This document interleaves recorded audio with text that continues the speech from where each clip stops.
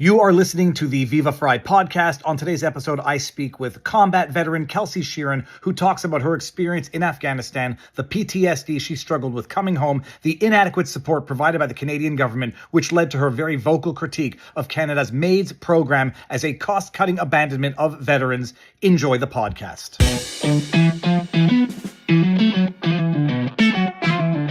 All right, everybody. This is the first of many, and it's the first pre-recorded interviews that I've done, a live pre-recording to be published at a later date so that it doesn't not interfere with, but it's complementary to the daily live streams, which will be at 4 o'clock in the Rumble lineup.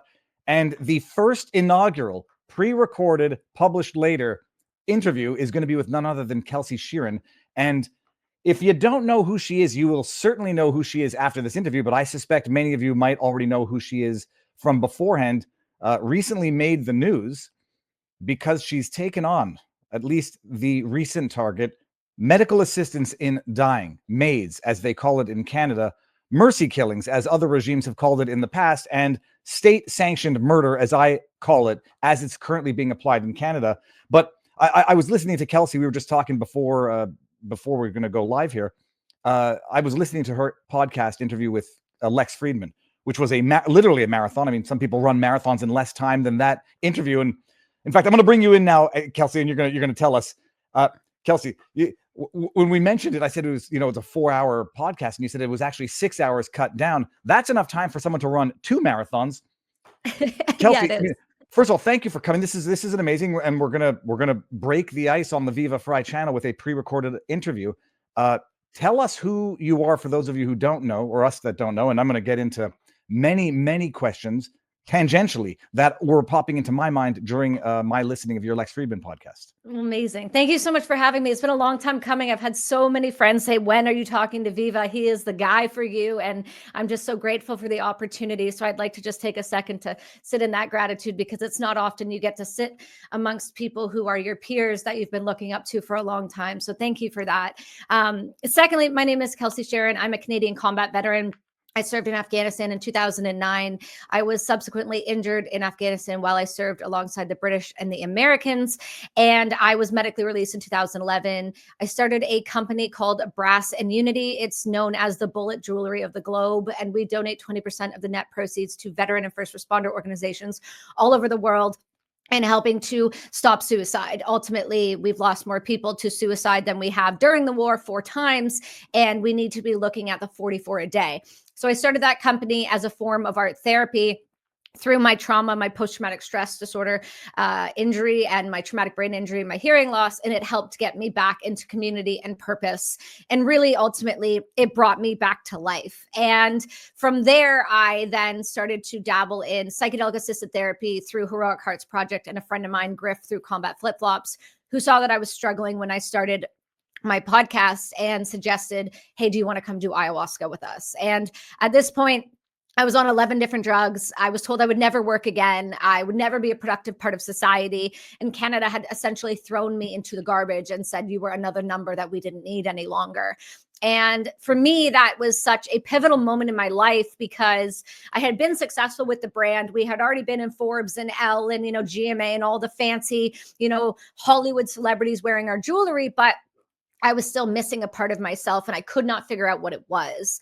Once psychedelics came into my life, I was able to actually do a deeper work in the trauma side of things, and to come out the other side of it, because, there's that saying, you can't go around it or over it, under, you just have to go through it. And so I had an incredible support network that got me to the other side. And ultimately, I wrote a book in 2023 that came out called Brass and Unity, One Woman's Journey Through the Hell of Afghanistan and Back, telling my story in a very raw and real way.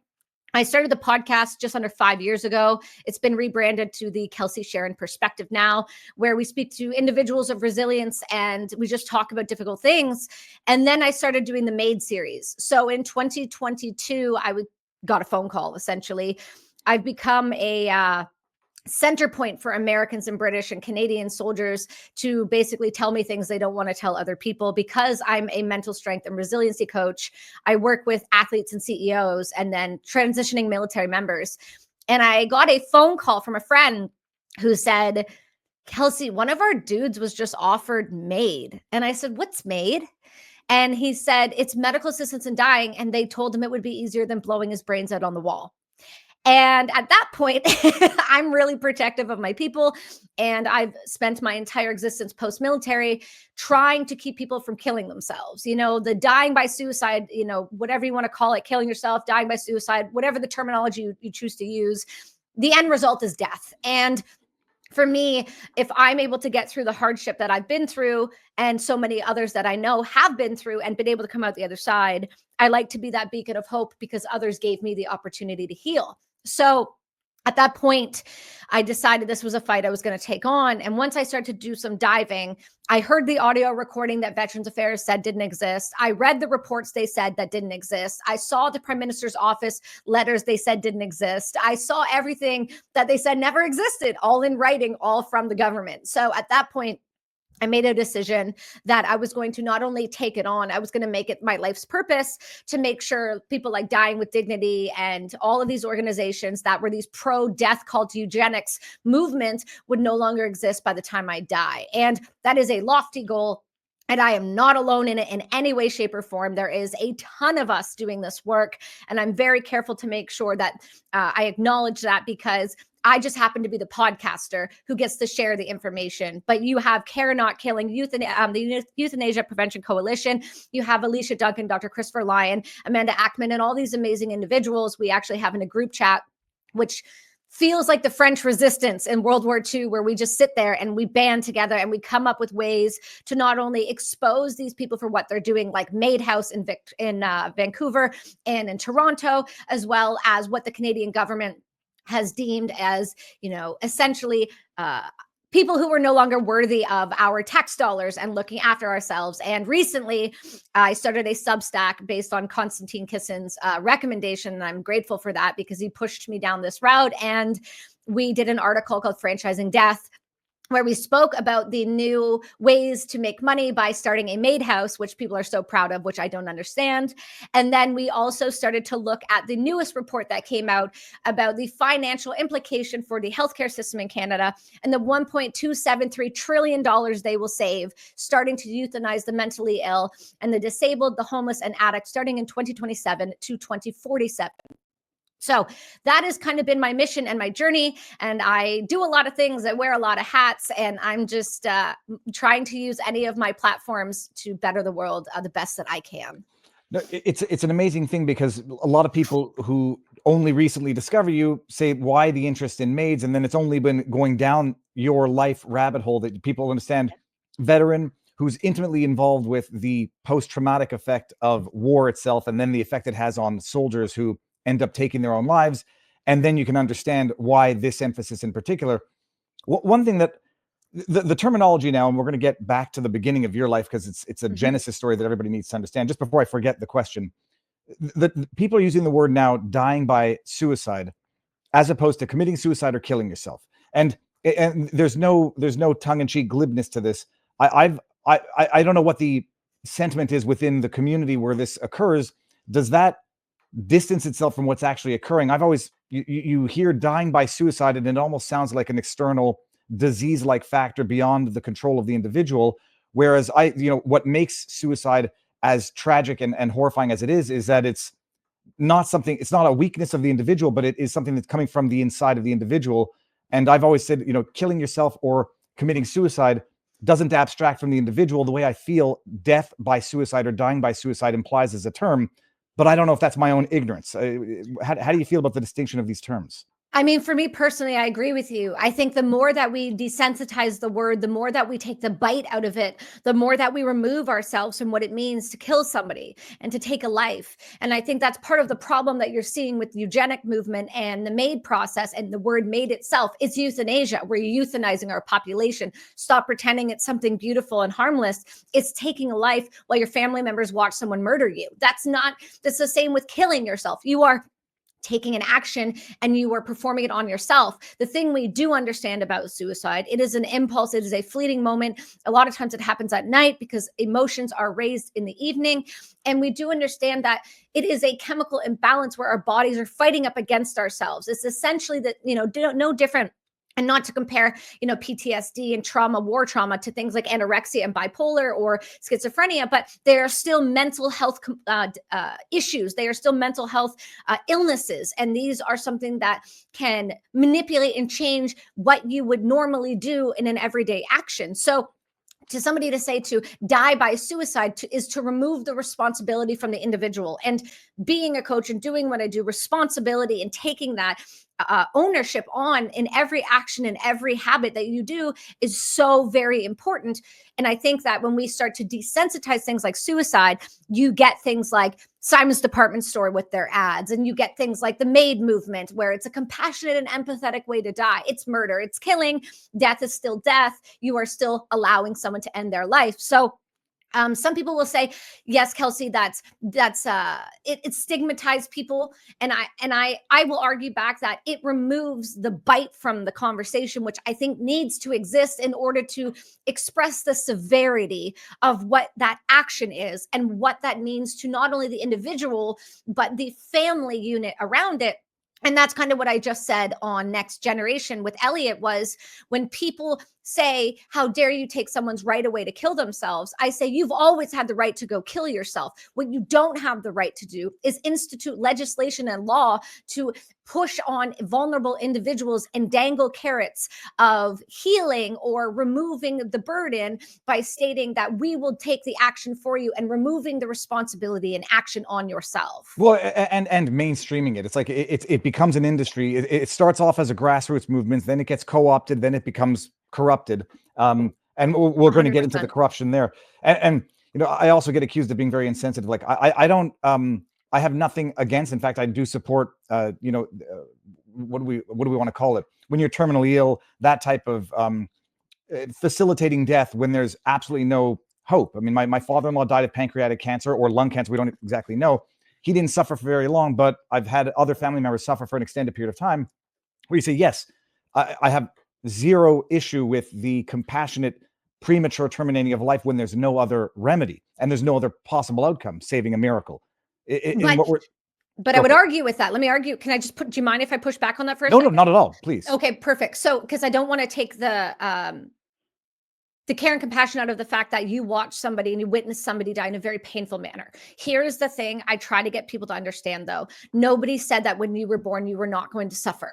And the thing about the human existence means that you will experience suffering on some level. But part of the problem with removing someone's suffering, if you will, is we now negate things like palliative care and hospice, which is a 50-year medical science that can literally bring somebody to the other side in a very compassionate, empathetic way. And I just had a whistleblower from the system in British Columbia, nurse, come on the show that's coming out soon to talk about why what you're saying is such not a slippery slope, but a fucking cliff. Because the way that we euthanize individuals like him is to provide them with so much drugs, and drugs that have never been FDA approved for killing, that we now know based on autopsies from America and Canada, which they said has never happened, but recently, as of 2 weeks, we have one to prove it.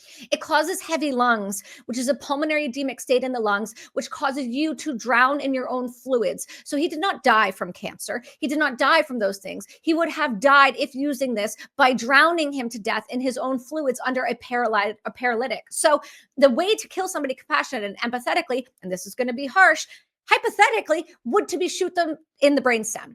That's empathetic and compassion, because they're not going to feel that. But the way that we euthanize people in this country and in other countries is with a cocktail of non-FDA approved drugs that we don't know how it works. We know for a fact that it is not painless and empathetic and compassionate. We know that it causes your lungs to explode, essentially, and you drown in your own fluids. And that's the gargling that you hear. And it doesn't always happen right away. And there are cases of it taking 137 hours for an individual to die. Yes. And I would say that yes, with no but, even when it's in many cases where it's someone just giving more and more morphine until they fall asleep. That's a different thing, though. That's the double blind, right? That's a different thing. That's somebody's, just heart rate going down and the pain going with. That's empathy. That's empathy. And I can appreciate the argument's going to be, well, one is a matter of implementing when it's justified, and the other one is just going to be, mainstreaming when it's not justified. And so the interview that you did with Peterson, I think that's the one where you took some flack because someone was pushing back on your suggesting that they're, heavy lungs and drowning in their own lung fluid. First of all, some people say that they don't do the autopsies, and the medicines or the concoction that they only use in America for. We've now proved it as of last week in Canada. Amazing. First of all, I would even say, like, it to the extent it happens once or twice in any event, the underlying issue is not the case by case how it's done, but the mainstreaming and application beyond its intended. If you say I agree with it with pancreatic cancer, terminal illness, okay, let's find the best way to do it. Now Exactly. It's applying it well beyond mentally ill, drug addicts, homeless, and they're going there. And mature minors, which are children. Mature minors who are it's an industry of death, and we'll get to that in a second. Let's back it up all the way to the beginning, actually. Okay. I know how old you are only because you said in your Lex Friedman podcast you were 11 on 9/11, 10 or 11 years old. Yeah, so you're a full decade younger than me, and you end up fighting in Afghanistan 8 years after 9/11. Are you're born and raised in Canada? I'm born and raised in Ontario in a small town called Campbellford near the Trenton Air Base. I am. Is that north? Is that like near? I mean, it has to be northish. Yeah, but if you're going towards, so like, for example, like whereabouts were you from? Oh, Montreal. But I'm familiar with Timmins, which is the birthplace of Shania Twain, and a town called Swastika, Ontario, which I took a picture under the sign. So aggressive. Such like, how did they not rename that yet with all of the DEI? Like, I don't understand. So if you were to go, I'll give you I love to illustrate where we are from, because this is a great way of doing it. So there was a documentary on Netflix called Don't Fuck with Cats. So the town over is the guy where that guy came from. And then Colonel Russell Williams, who is our serial killer, is also from the town over from me. Luca, his name was Luca Magnotta, right? The guy yes. who, I remember that entire thing. For those who don't know, he's the guy that, video recorded. He recorded himself killing some guy that he invited over because there was I don't know if it was a dating app. And then the cat ladies of the internet said, we're going to track this guy down because there's videos of him killing cats. And they did. And they arrested him in, if I'm not mistaken, Montreal, Côte-de-Neige. I think there was I think that's where it was, if I'm not mistaken. But that's the backdrop to that story. Yeah, so we invented the toonie. So that we have a massive toonie in our town. We had one stoplight when I was there. We were a hockey town, farm town. And so I grew up there and in Cobourg, Ontario, and, Catholic school, elementary, the whole kind of shtick that you do. Small town people, parents are long haul truck drivers, very just small community. And I went to college in Ottawa for a whopping 2 months before I joined the military. I went to Algonquin. And so it was one of those moves that you do when you're from a small town. You have a bad breakup in high school and you're like, just get me out of the town. So I got into the first program they would accept me into. And I did that for a few months until Remembrance Day kicked over. And for the Americans and the rest of the globe that are listening, it's basically like Veterans Day in the US, and it's on November 11th. And I went down to the Capitol, and on the way back, I just happened to meet this incredible lady on a bus who was in the service and told me a bit about her story. And something clicked. It was like that movie moment. Something just punched so hard. And I got off the bus that day and I was like, I'm going to join the army. And I found the recruiter's office in Rideau, outside the Rideau Mall. And I walked in and I was like, I'd like to join the army. And they're like, what would you like to do? And all I knew was stuff from the movies, because I don't have military family except for like one individual. And I found out during writing my book, my grandfather served in World War II. That's how much we don't talk about it. And I joined and I said I wanted to be infantry. They laughed me out the door. I'm for those that don't know, I'm 5 foot tall and 110 pounds. So, that's small. And so they said, look, you can't do infantry, but what about artillery? We're armored. You'd fit in a tank. And the only thing I could think of was bombs and tin cans, and I didn't want to be in one. And artillery just felt great because we're dropping bombs and we're helping our guys. I'm happy to do that. So I joined. I was accepted immediately because we were in a rotation for deployments, and Canada already has a small fighting force. So it was very quick. I joined in December. I was in basic training in January. I finished and graduated and was posted to Vaquette, Quebec in September, and I deployed in April. So it was a very rapid turnover for me. And I, at the time, joined at 18. I deployed at 19, and I was medically released and injured by 21. Parents are truck drivers. How many siblings do you have? Just one. Yeah. All right. And what do your parents possibly say? Because this is like a decision within a matter of a year, you're off to active combat. Yeah, so my parents know who I am. I was a high-level taekwondo fighter since I was the age of 4. I played competitive rugby. I was a motocross racer. They were very aware that they raised a tomboy in the most aggressive manner. And they knew that I was such an A-type personality, it would be a cop or it would have been something along those lines. So when I said I'm going into the army, it made sense in a weird way, but yet it was still this there were still fear components because at the time we still had our, our state-run propaganda machine pumping out videos of our soldiers coming home in coffins and these guys are bad and these guys are good, and the war was in its full swing when we were there, when Canada became involved. So at this point they understood there was no stopping me, and I was over 18. So when I told them I was deploying, they were obviously upset, but they said, okay, you'll be fine. And, I very naively told them, I was just going to be inside doing, just shooting from inside the wire. And that very quickly became a falsehood that I didn't plan. And I ended up working with the American 101st and the 3rd Scott Battalion of Scotland outside the wire in Afghanistan. Outside the wire means what? Outside the wire means outside of any safe zone. So, well, I used to be, there's this place in Afghanistan called Kandahar, and that's where CAF was, and that's where the biggest base was, where every country flew in and out of. That's where you see like the ball hockey rink and the Tim Hortons and the subway, and the officers go there, and that's where all the equipment gets brought in and then dispersed throughout the country. And we land there, and then we got brought to a forward observation base, a FOB. That was an American one because they needed artillery. So my 2 gun units from Valcartier went to them. So we were a French-speaking unit with an American unit who most of these French people did not speak English, nor did they want to at all. And I went to this small FOB in the middle of nowhere in the Maiwan district, and our job was to shoot artillery. So for those who don't know what artillery is, I use the sound. It's the big whistle and bang that you hear in the World War II movies. The nickname is the hand of God will reach out and touch you. It's the crackling in the sky. Our rounds go up to 40 kilometers. We drop about 100 pounds per round, and we shoot something called the Excalibur, which is a $500,000 round, GPS guided, and is pinpoint accurate. And we also shoot mortars. And so we're the guys with the tubes that sit there and drop it and boom, and off they go. So that was our job, was to work with the Americans there and anybody in the proximity of that FOB.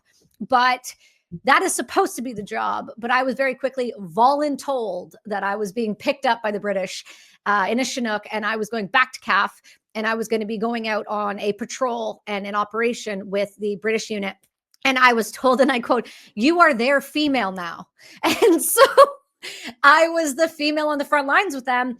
And the reason we do that is because regardless of the enemy that we're fighting and their reluctance to follow any sort of Geneva Convention or rule of law, we follow it. And that's why the West will never win a war again, because we follow rules that our enemies are unwilling to follow. So because of that, we need women on the front lines.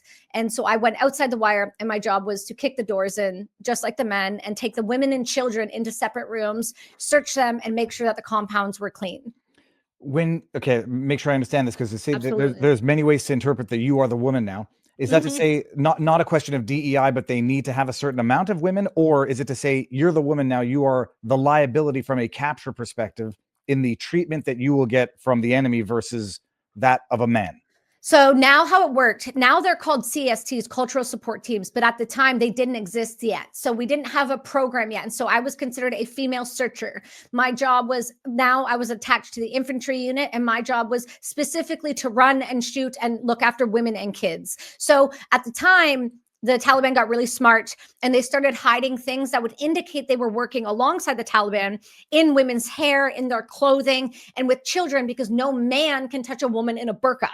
So at the time, now called CSTs, I was the female searcher for the British. I was the only female with them. There was another Canadian female that was brought to the British. She was in a different unit in a different place. And there's one of us for each massive group of people. And then we get shuffled through each compound when women and kids are on site. And we also still fight. So if we're in a firefight, we're just another person in the firefight.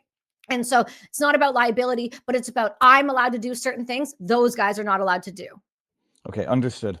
And for my own benefit, from the perspective of performance, I understand. I mean, being a competitive martial artist, rugby player, I presume performance wasn't an issue in terms of you having not earned your position on the team.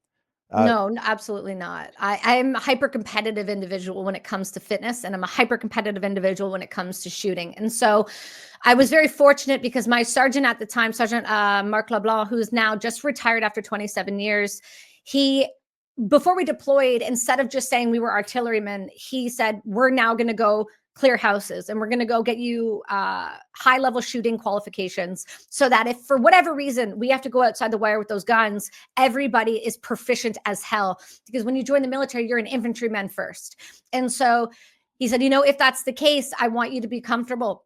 And because of him is the only reason why I didn't get killed, because we were in heavy fighting that entire time. We lost a lot of people and it was a very intense operation. And I still credit my life to him to this day because of the ability that he taught me how to properly clear houses, properly search, properly move and shoot. And so when I got to the British, the way I found myself being able to fit in was to, when they were mouthy to me, was to be mouthy back and to not become submissive, but to assert myself as a dominant figure and say, I know what I'm doing and I do not need to be looked down at. And a lot of the time, depending on the unit you're with, women are seen as a liability. And for me, because of my fitness component, I was able to keep up just fine. And that was actually one of the reasons I was chosen through a pool of women to go with these Brits, was because my physicality was such high level at the time that I could handle myself outside the wire on foot for over a week, carrying 60 pounds, going and doing everything that we needed to do. Artillery, I mean, it sounds like artillery is to put it bluntly, killing from a distance. When you're outside the wire, on the ground, you're engaging in the combat at the highest, most immediate, most direct level possible. Yes, exactly. I mean, we'll get to the PTSD. I've never understood how anybody comes back from combat and doesn't suffer from PTSD. And I think, my wife is a neuroscientist. She says nobody does. Everybody does come back with varying levels of it, even if they think they don't. Mm-hmm. How, I mean, at the risk of asking the absurd, No, okay. how bad was it? I mean, I've never served. I've never even been in a fight, a physical fight. You're in foreign lands that are arguably, but not arguably, hostile to women, let alone enemy women. You're facing the idea that sometimes it's almost better to get killed than captured. This is the era where we've all seen the videos, the horror videos, on what used to be Live Leak, and there was some other, the worst of the worst. You're there. You're experiencing this. I mean, how do you live through that? How do you get over that when you get back to civil society?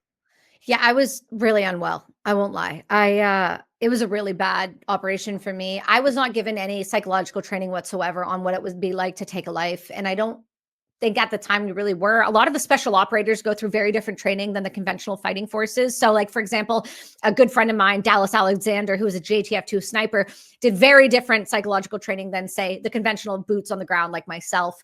And those guys get a lot of money and effort put into them, and they are the top tier for a reason. And then we are very much good at what we do, but we are conventional boots on the ground. And so, I mean, take a look at the time I trained before I deployed. It was 1 year, and it wasn't even that long. The workup training for Afghanistan was done in Wainwright, Alberta, in the middle of the winter, and 1 week in Texas. So to say that we were prepared is just irrational. And so when I went, keeping in mind I was 19 years old. And so at this point, the only fighting I had sustained was combat fighting in Taekwondo. I was a high-level international fighter, national champion. So I've been kicked in the face more times than I prefer to admit. But I also knew at the time that if I were to go into a hand-to-hand combat fight, I'm also very aware that I'm 5 foot tall and none of my kit fit me properly and none of it allowed me to move efficiently. So the chances of me being captured and something happening, I would rather be shot in the face than go through that. But at the time, when I went outside the wire, I have to be honest, none of that crossed my mind. Not a single bit of me being a woman, possibly being captured, even resonant. Like I couldn't even have thought of it in the back of my mind. All I was thinking at the time was, I finally got to go do the job I truly wanted to go and do when I joined the army, which was infantry. And I felt at the time, because I was so brainwashed is a wrong term, but propagandized, if you will, that we were doing the right thing. And so for me, I was told we were helping women and children. And we now know after the fall of Afghanistan, we've seen how badly they have rolled back women's rights. And so at the time, my job was to make sure that these women and kids were getting what they need, doing what they were doing, and not falling prey to the Taliban, essentially. So when I was out there on that operation, we started in a firefight immediately. That's just how it started. And in full transparency, I never say that I'm like the best fighter, but I will tell you that I have, a lot of praise in my book from those people I serve with for a reason. I look small, but I show up when the job requires me to show up. But the one time I didn't is the second we landed outside the wire in the middle of the night, my legs went completely numb. And I fell to the ground immediately because I was so rushed with adrenaline because I'd never been in a situation like that before we were being shot at. And they picked me up by my vest and just kicked me in the ass and said, let's go. And that was my first experience to stepping out into what could be IEDs everywhere we moved. And so that continued throughout the week. And ultimately, we were in so many firefights that I got comfortable with shooting and moving again. I got comfortable with looking down a scope and seeing what my targets were. And then I ultimately had the worst day of my existence still to this day. And that was June 11th, right around 11 a.m. I witnessed a brother in arms, for lack of better terminology, explode into a million pieces. And I was part of his body collection in the middle of a firefight. And I had to make sure that every single piece of him made it home, me and a couple other guys, while another guy was injured, and we got him to a Black Hawk. So that operation and witnessing that for the first time and being a part of that has still left scars on me that I'll remember for the rest of my life. And that I still think about him and his family, and I still communicate with his family. I still communicate with the families of the British that I served with. We've now lost a lot of those guys to suicide. We've lost some of those guys overseas. Just a few weeks after I served with them, they died when I left. And I learned in that moment that your brain will protect you and shut off parts of you that need to be shut off in order to preserve the rest of your body. And that's exactly what happened. I walked into what was called the gray putt, where this individual was sprayed all over the walls.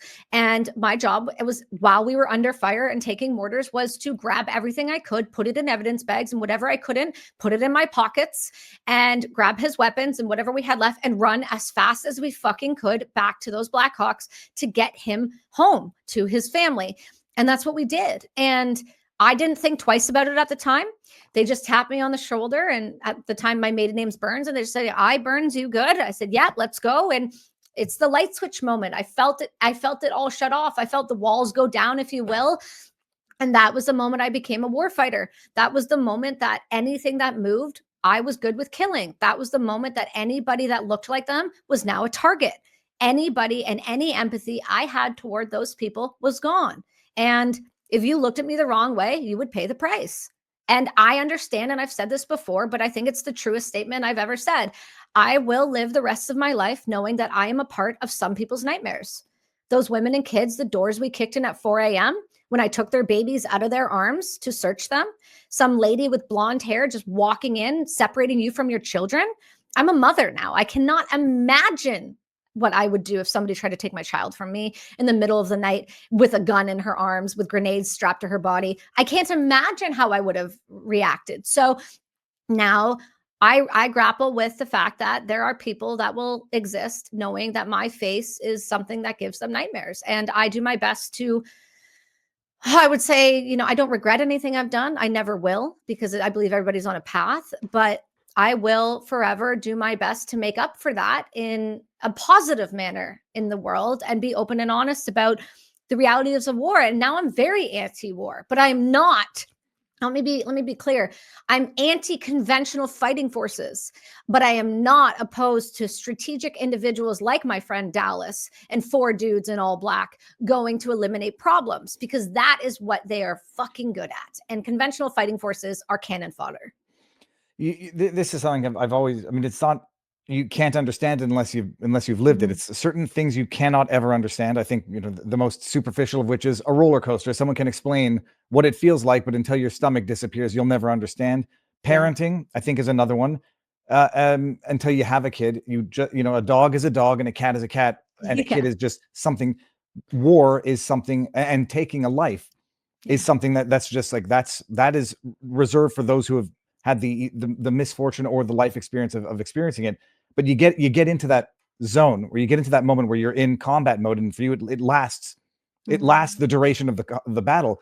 I mean, at what point is there the clicking out or the clicking back into, I'm not in this constant 24/7 existential threat of life and death, kill or be killed, and you're back, and you sort of almost in your mind's eye have to look back at what you did and what you went through. When does that moment click in with you?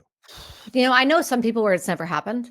I know some people where, again, I use Dallas as a great example because he's so good with the mental component. The guy meditates after every shoot. The guy really worked on his mental health. And him and I have talked about this before. We do this thing called Weight Out, where we wear weight vests and we talk about these things on live. And, I said that to him. And, for me, it literally took probably parts of me till I started doing psychedelics. I had a great doctor, still have the same doctor, Dr. Greg Passy. He's the #1 psychiatrist in Canada who treats and did the first research on PTSD, post-Rwanda and Bosnia veterans. He's a veteran himself.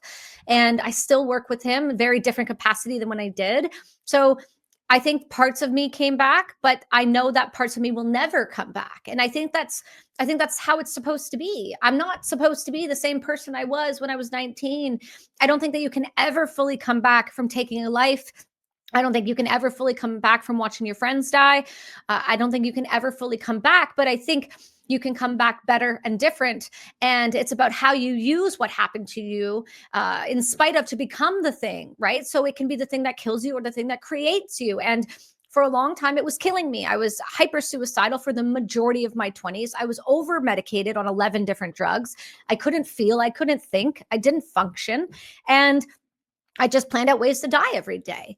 And so I ended up being diagnosed with major depressive disorder and treatment-resistant depression. And then I had an undiagnosed traumatic brain injury that we now understand 11 of the 13 symptoms of PTSD and TBI are the same. So they are misdiagnoses happening all of the time.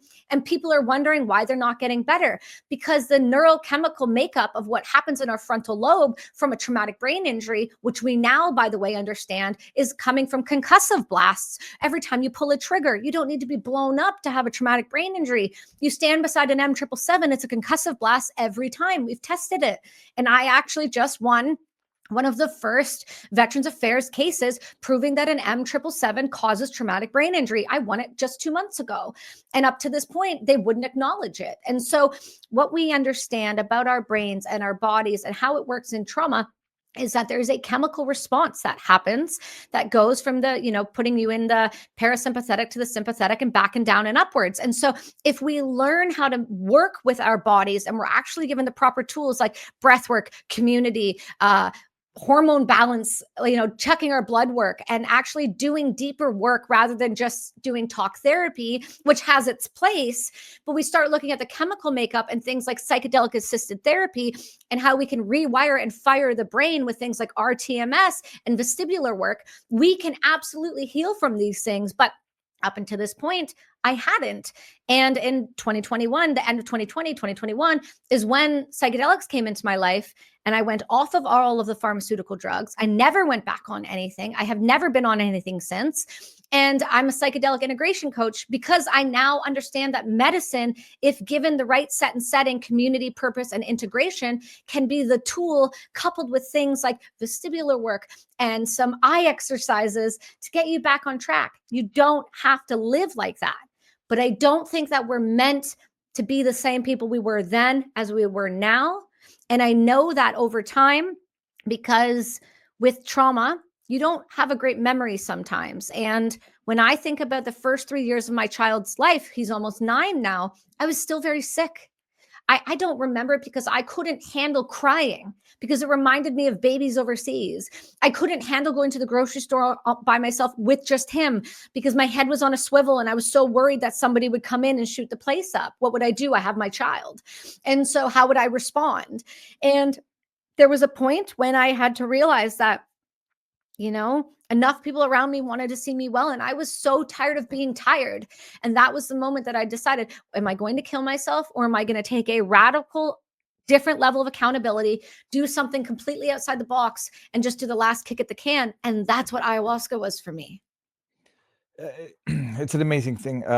Like I've talked to Kyle Rittenhouse, where it's clear, Yeah. at least in my armchair psychiatrist, which I'm not, assessment. It's clear when people are suffering from PTSD, even if they're not fully cognizant of it. And there was a point during our interview where sirens just went off outside, and I immediately saw Kyle during the interview, Yeah. like, and then things that you don't know are going to trigger it, like smells, sounds. I mean, when you describe the idea of a crying baby, Yeah. and people often confuse laughter with crying, and if you're prone to hear the crying, even when it's laughter, even a laugh becomes a source of pain and discomfort on a daily basis. Before we even get there, so you do your 2 years. You get back in 2011. So I did 6 months overseas. And once I was injured in Afghanistan, I was sent home 3 weeks early. And then I spent from 2009, September to 2011 in them trying to retrain me. They sent me to the Connaught Range in Ottawa, where we do special operations there, and we do RCMP and some civilian shooting. And then we also have, protected bird sanctuary, and so just driving around and just kind of clearing ranges and getting comfortable in that.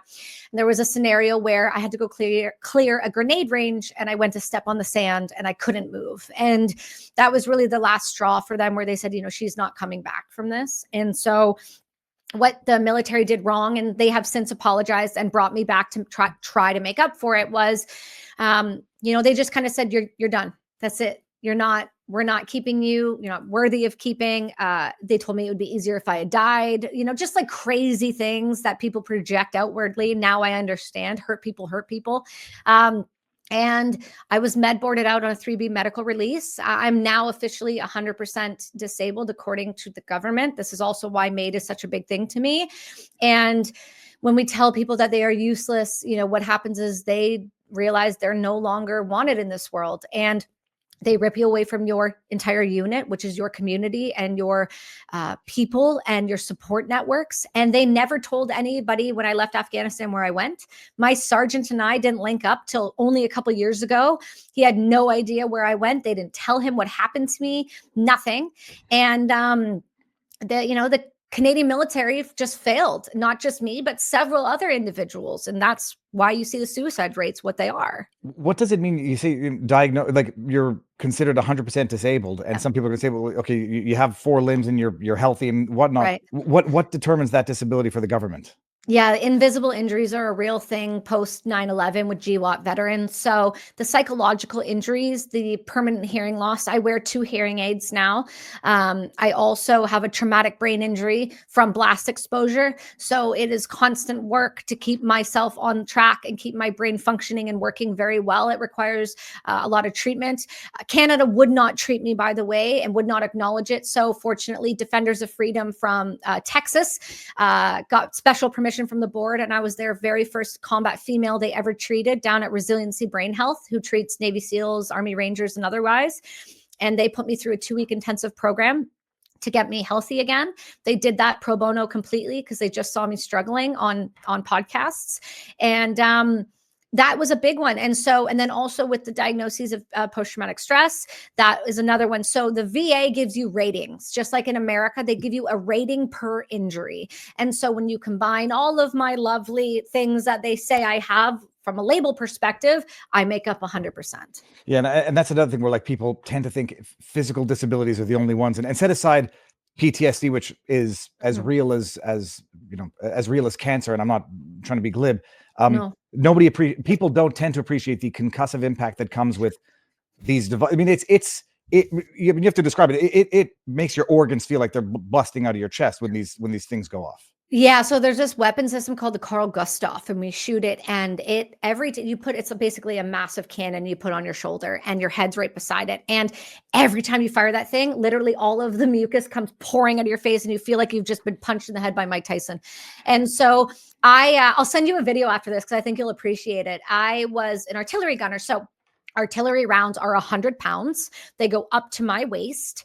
They shoot up to 40 kilometers, and they take roughly, a good gun between, 4 to 7 people to run effectively and fast. And it's like an orchestra when it runs well. Oh my God, it's a beautiful thing to witness. Just everybody has their jobs and everybody knows what they're doing. We got to remember these are massive weapon systems kicking 100-pound high explosive round down range. And they have a concussive blast that comes off of every time you pull a lanyard. And I'll send you the video that actually the VA had never seen. And once I sent it, it was a blanket across the board, 100%. And because of my height, unfortunately, as a barrel kicks back, I am the same height as the recoil. So I get a lot of the blast to the head, and you see my head whip with it every time. And that's not me doing it. That's just literally just from the blast itself. Just because we cannot visually see sound waves does not mean they don't have a repercussion. Look at Havana syndrome and some other things we've now understood about how you can manipulate with waves. It's no different. The United States has just done research on concussive blast from a handheld Glock to a C7 M16 to a Carl Gustaf or an M72, which are basically like handheld rocket launchers. And we now understand, and we have recorded it.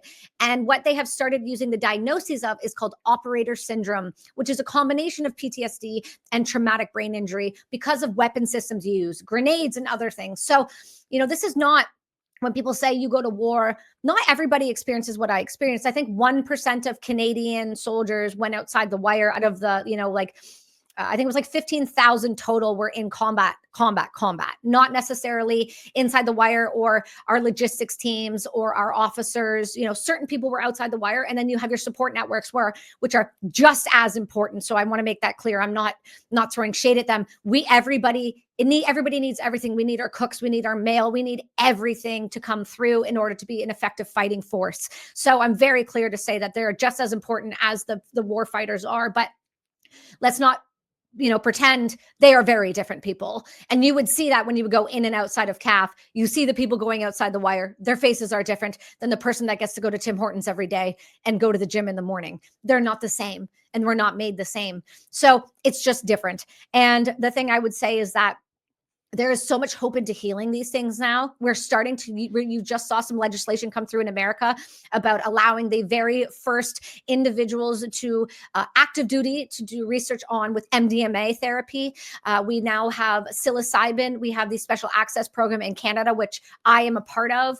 I was given special access to one of the very first macro synthetic psychedelics. I did a clinical trial for them. There is companies like Shield Pharma that are making psilocybin and other things for Health Canada, and hopes to roll this out as a real treatment option. Because the one thing we do know, and I've said this and testified in the Senate of Canada, which is a weird concept that I'm now doing that, but it is, SSRIs, which are serotonin reuptake drugs for antidepressants, are an acknowledged failure by our healthcare system. We understand that fitness alone is 2 times more effective than an antidepressant. What you eat matters more than anything else. Who you surround yourself, what water, and your sleep matters more. So when we start to look at these pharmaceutical drugs that have been pumped into our system, and we've now used veterans as vending machines for pharmaceutical companies to build their infrastructure off of, we understand that there are better ways to heal. We just need to start being allowed to implement them. And if our governments won't allow us, we will just go to countries that will. It's when you describe that how you got out or were discharged, it's like, in my mind, I'm picturing the last scene of Platoon where the person's on the helicopter, saying goodbye to the hell that they were just in. For you, it's almost even worse. You get out, they spend 2 years trying to retrain you to go back in, and only then to say, you're not, in our view, you're not fit, you're not able to do this anymore for the military. Good luck and good riddance almost. Yeah, exactly. And then they wanted to send me to college, which, by the way, I did. I got my paramedic's license, so I'm a trained paramedic, which again was I don't know who thought that would be a good idea.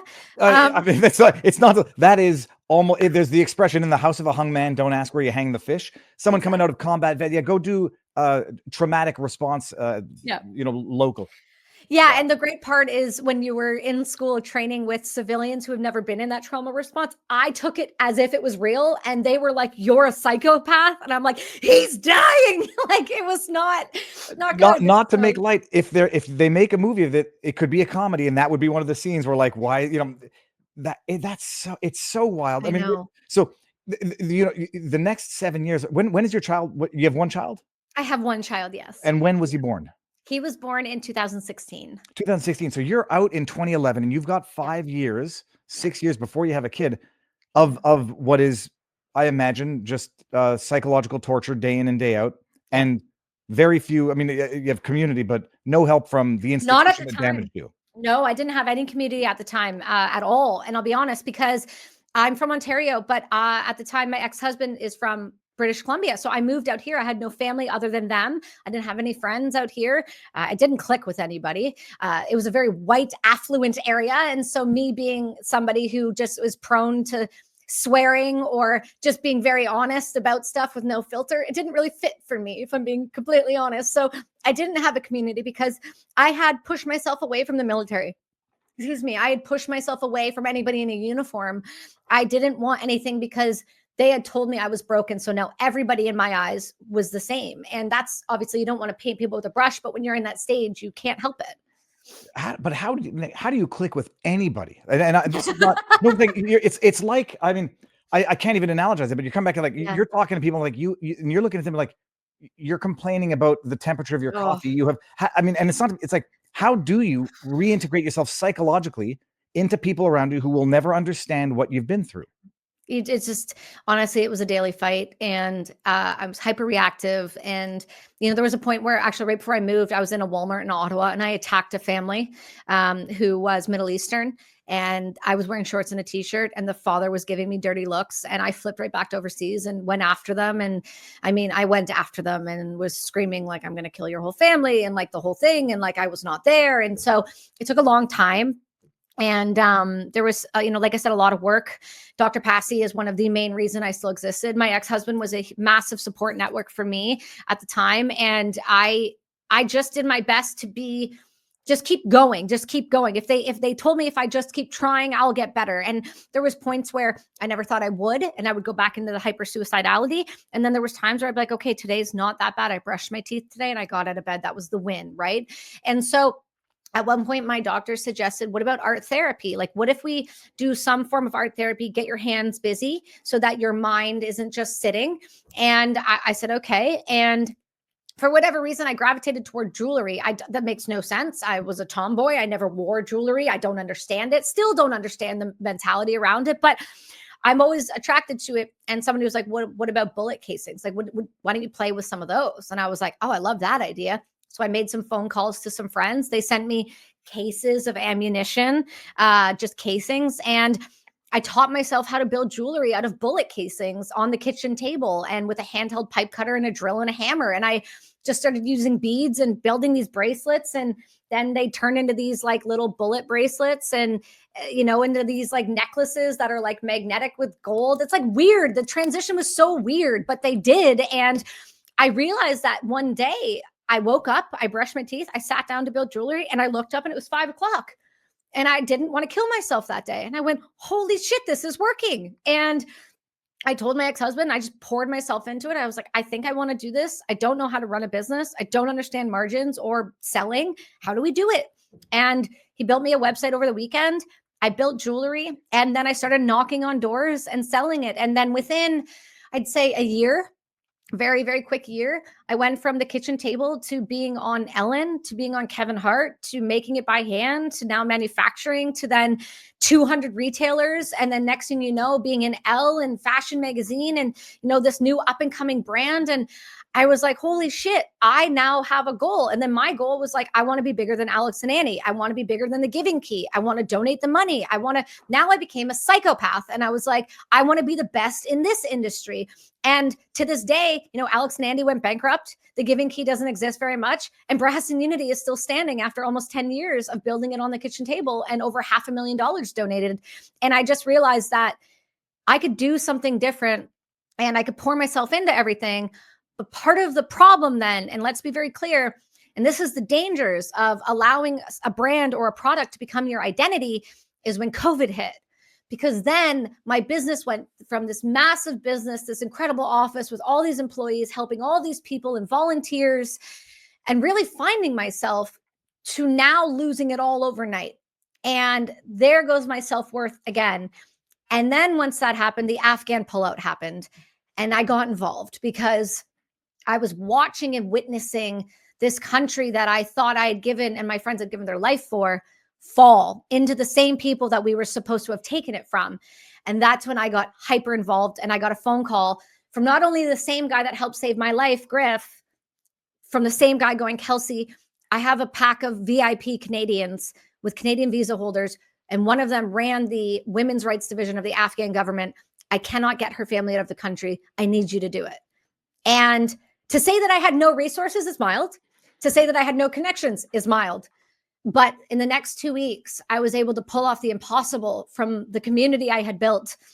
And now those people are living in America and in Canada and teaching at Ottawa University and in New York and have new children and are thriving, all using my cell phone on Instagram and Signal. So I now developed a community after I dropped into medicine and allowed myself to process what was the trauma, because the medication held me in place for so long.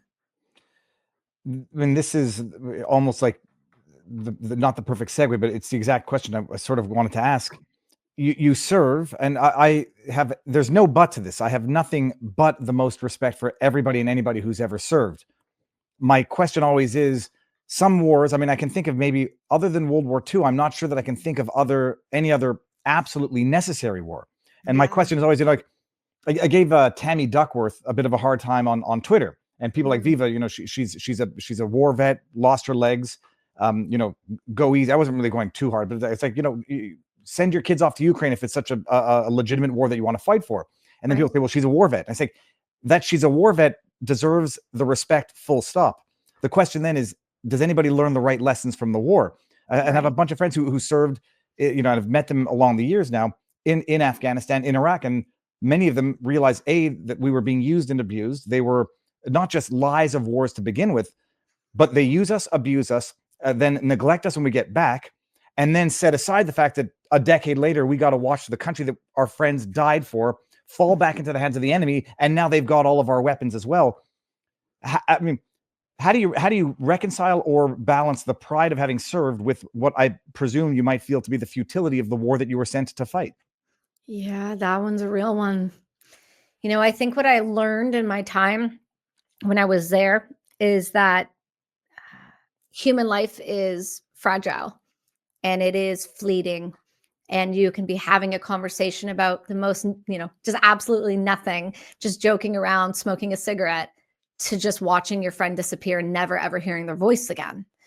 I learned the value of my relationships in that war. I learned the value of my community and my strength and my resilience. That's what I learned. But to say that I learned much else, it would be a lie.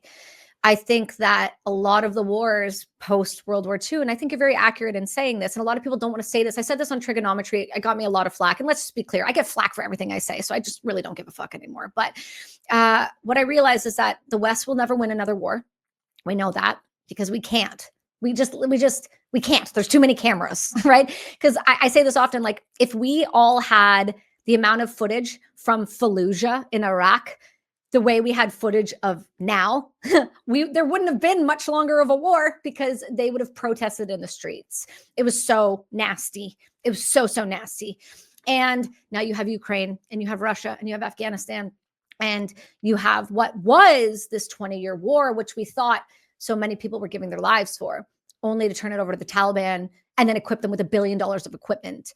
And when the pullout happened, the only thing I could think of at the time was I was ready to go back in a different capacity. And there was no way I was allowing my family to be stuck there. I was going to beg, borrow, steal, and do whatever it took to get them. And trust me, I did all of that to get there and to get them on one of those last planes out. And it wasn't just me. It was a lot of people who helped me. But in looking back and looking at what it was, to say that it was for nothing is to wipe away the sacrifice of those. So I will not say it was for nothing. But what I will say it was for was a lot of very wealthy people to make a lot of money on the backs of a lot of children. It was a way for them to justify the war machine.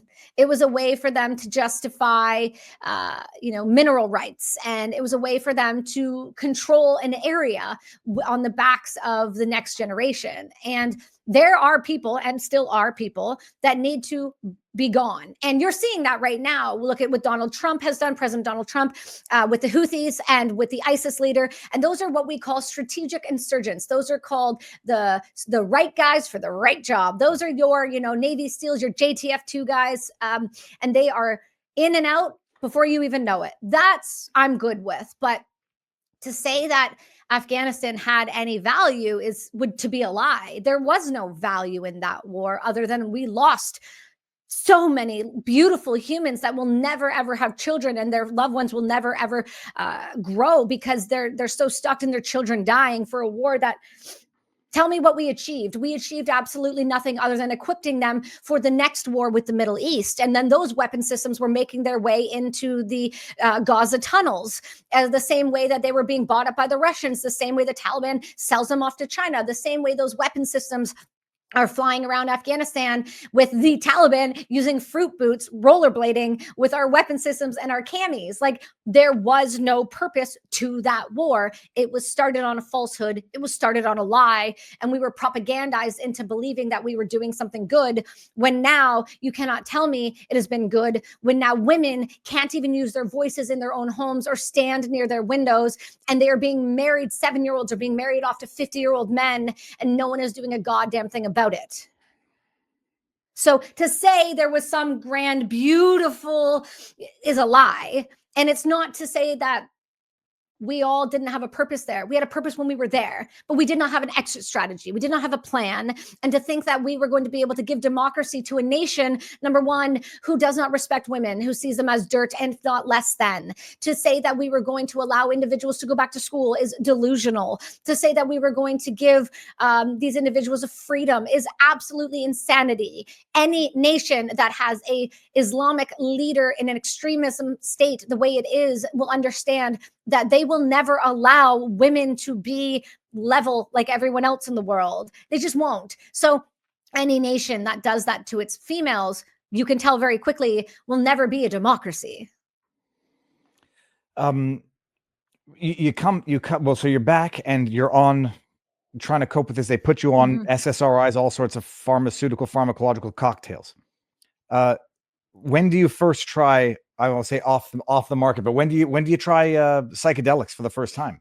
So let's be clear. Cannabis is a master plant, so it is still considered can be psychoactive if you use it right. So I started that in 2017 to get off of my sleep medication that was making me so groggy I couldn't function. I couldn't get up the next day. So I started using cannabis. I was prescribed the VA. I was covered under the Veterans Affairs, and then it just wasn't enough still. I still was not getting better, even with all the therapies, the right sleep, the right community, the right movement.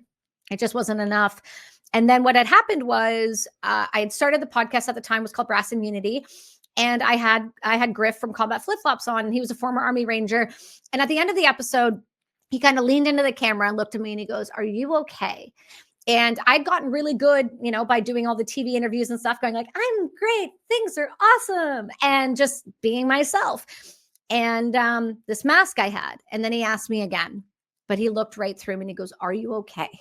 And I just broke down and I said, "No, I'm not. I want to die every day. And I have all of these people in this building relying on me. I have a child that every time he does something wrong, I just can't handle it. I have a husband at the time I can't do anything right for." Not to say that he said that, but I just felt I could never, everything was wrong. Everything I did was wrong. And I realized I just don't want to be here and I don't know what to do because I don't have any other choices. And he said to me, "Look, there's a group of us. We're going to do ayahuasca. Do you know what that is?" And I said, "I've never heard of it. I think I've kind of heard it, but I don't know what it is." He goes, "There's 10 of us. There's a spot open if you want it."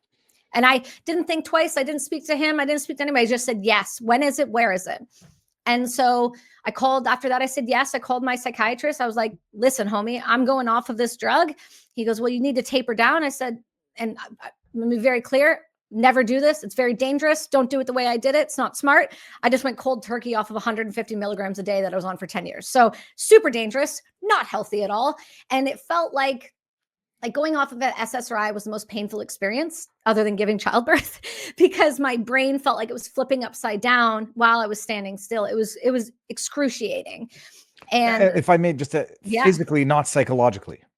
No, it's both. Both. It was horrific. It was horrific. And because I've had at least one other friend back in the day said that when they came off, it was like their nerves were tingling, and it was physical pain, which I never even anticipated or thought of. Oh, so much pain on both sides, right? My brain started running, my negative thoughts started going, my body wasn't responding right. I felt nauseous all the time.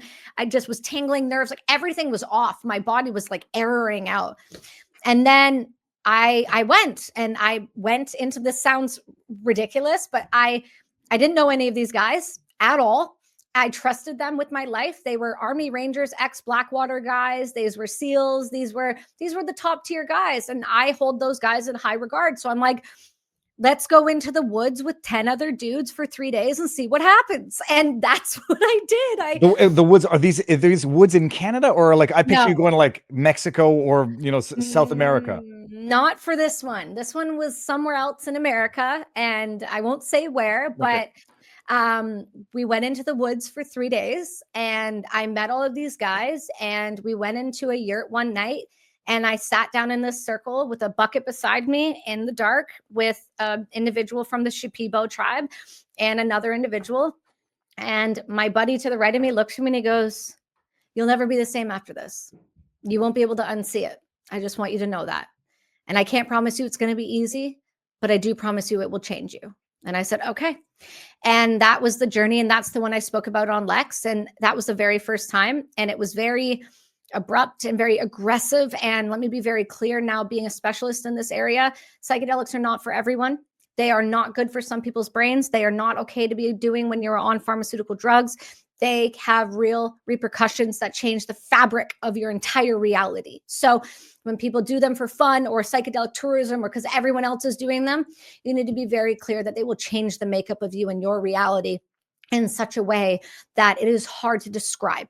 So I'm going to ask for some details of this because I love it. I used to smoke weed when I was a kid, and it would do things with my brain that I at one point very much stopped liking. And the idea of losing control of your faculties to the point where you don't even know if it's ever going to end, if you're ever going to come out of it, is a nightmare to me. Not, you know, and I listen to Rogan a lot, and he's very much for the proactive effects of psychotropics and psychedelics. Yeah. My thinking of it, and I don't think it's wrong, but you'll correct me or disagree, is first of all, I think it might break a brain in the sense that it's changing the chemistry of what is the normal functioning of a brain. That being said, to say that it might repair a brain that has suffered trauma could be true as well, in that it's doing something. It can cause trauma to a brain that's not trauma inflicted, but I think it will mess. It can cause schizoid. I mean, it's a nightmare of mine. I think it will break a brain that is not imbalanced. But I do think it can, obviously, can be healing for a traumatized brain. But what is the actual experience? I've never even I've seen it in The Simpsons when Homer eats the hot pepper. Or what do you inhale ayahuasca, or do you eat it? You drink it. And how long does it take to kick in? So it depends. And the setting is different. I've now done it several places in the world. Peru is my favorite place to do it with the tribe. It's very special. So ayahuasca is the chacruna leaf and the ayahuasca vine, and they're brewed together in a tea over a ceremony and for over 24 hours. And then you ingest it, and you're given a cup based what the tribal member decides you're going to have. And you say your prayer and you drink it. It tastes interesting, is mild. We'll just go with the word interesting because some people like it, some people don't. I think it tastes horrific, but that's okay. And then you sit there for, half an hour, 40 minutes, and you just wait for what we say, the medicine to open up. And for some people, if you do the dieta, which is the diet on the front end really well, you're very clean, no cannabis, no alcohol, no media, very bland food, lots of water, lots of sleep, the medicine opens up quite quick. But if you are somebody who had used a lot of cannabis and you didn't really go off of it, you smoked a lot, you had a lot of caffeine, it takes a little bit for the medicine to kind of break through. And so, for me personally, I think it's all a personal experience. But for me, I've talked about them on several platforms. It is a very visual psychedelic for me. And it's also very emotional for me. I feel very connected. I'm an incredibly intuitive individual. And so when Aya opens for me, it's a very intense experience. And once everybody has drank, there's different times where it hits for everybody because somebody drinks first, and normally that person, shoots off to space first because it's earlier. And then, for me, once they start singing the Icaros, which are these prayers that are being sang, it kicks it into gear. Like the vibration from the sound just moves the medicine in a different way. And frankly, last time I was in Peru, I was the first to drink, and to say that I was already in space and gone, and the Icaros hadn't even started yet. Once the Icaros started, it felt like I was in that wind-up machine, like a star was about to explode, and it was just like, whoa, whoa, whoa, whoa, whoa. I was like, oh God, no, I've gone too far. And I've had that before. But the thing about the medicine is that it'll only ever give you what you can handle and nothing more. And that may seem like something you can't handle, but that's where that trust and that faith in the process comes. That's where that integration work comes. That's where the set and setting is so important, that you feel safe enough to surrender to the medicine and let it come in and teach your subconscious and the conscious mind what it needs. And for me, I've had times where I've shot off into parallel universes where I'm no longer in my body and I get dropped back in, and I've found out I've been lying there screaming and crying for 4 hours and had no recollection, or I've been fully present in my body and I've been purging and vomiting for 4 hours straight, or I've had times where I've locked myself in the bathroom because there was just so much going on. I couldn't handle it, and I was in my own journey. And so it's very dependent on the individual, and everybody's journey is going to be very different, but you're not wrong. The thing that people don't want to acknowledge is that everybody thinks psychedelics are for anybody and everybody, and they're safe for everybody. They are not. If you have somebody in their family who is bipolar or schizophrenic, a multiple personality, otherwise, it's probably not for you. If you're on pharmaceutical drugs, it's probably not for you. We have to be so careful with these substances because they are not like a Tylenol. These things will change the fabric and the makeup of who you are and how you perceive reality.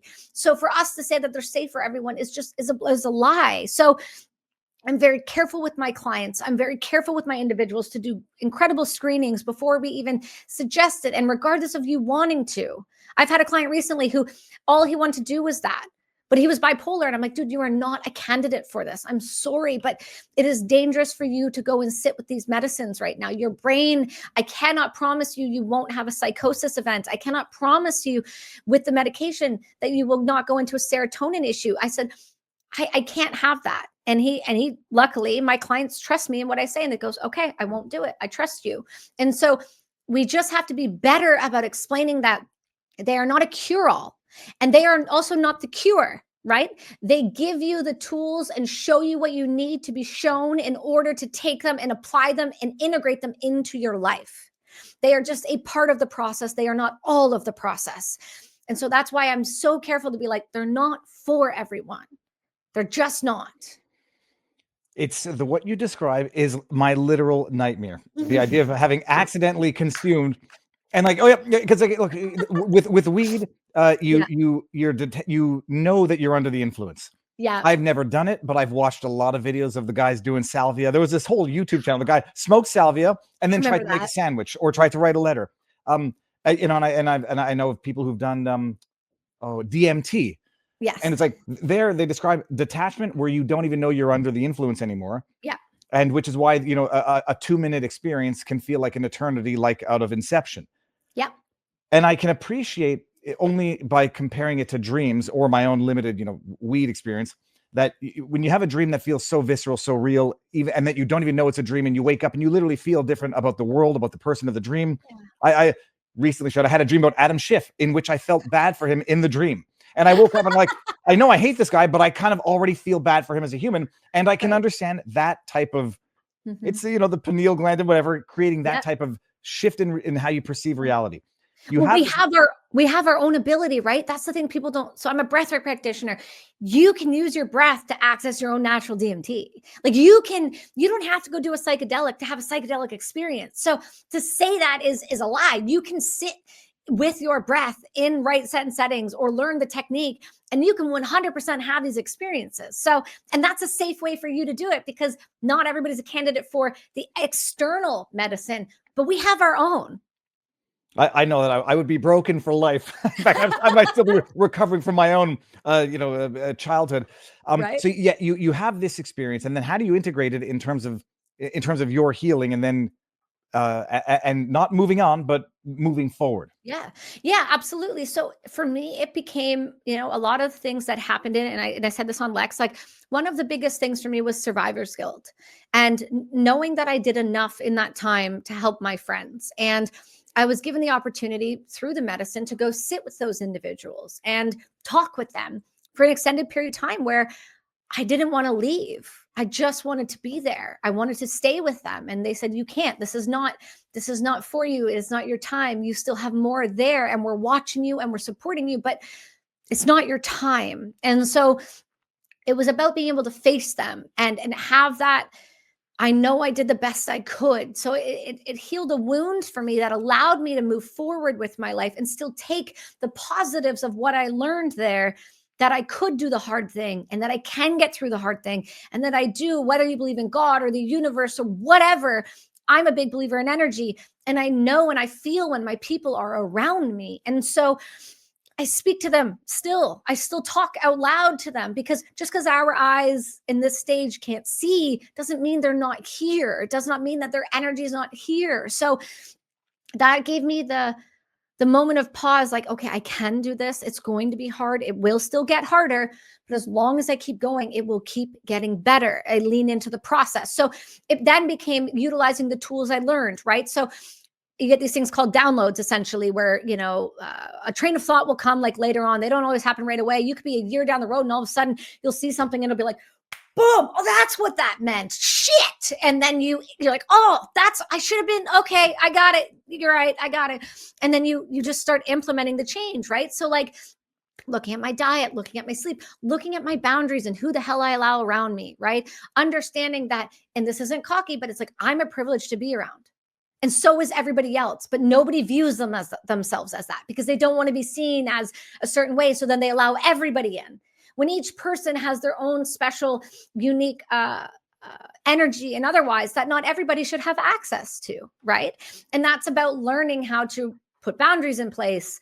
That's about learning about my diet needed to change, about learning that, maybe the things I was watching and doing that were maybe in the periphery as something that weren't helping me, they got brought forward saying, okay, those aren't actually helping you on where you're going, Kelsey. Okay, perfect. I'm not going to do that anymore. It's about opening up and understanding that I had more control over my health than I thought I did. I didn't need to be the victim anymore. I wasn't the labels I was given. These were just things that happened on my journey. They were meant to happen so I could be here, so I could learn from this, so I could help others, right?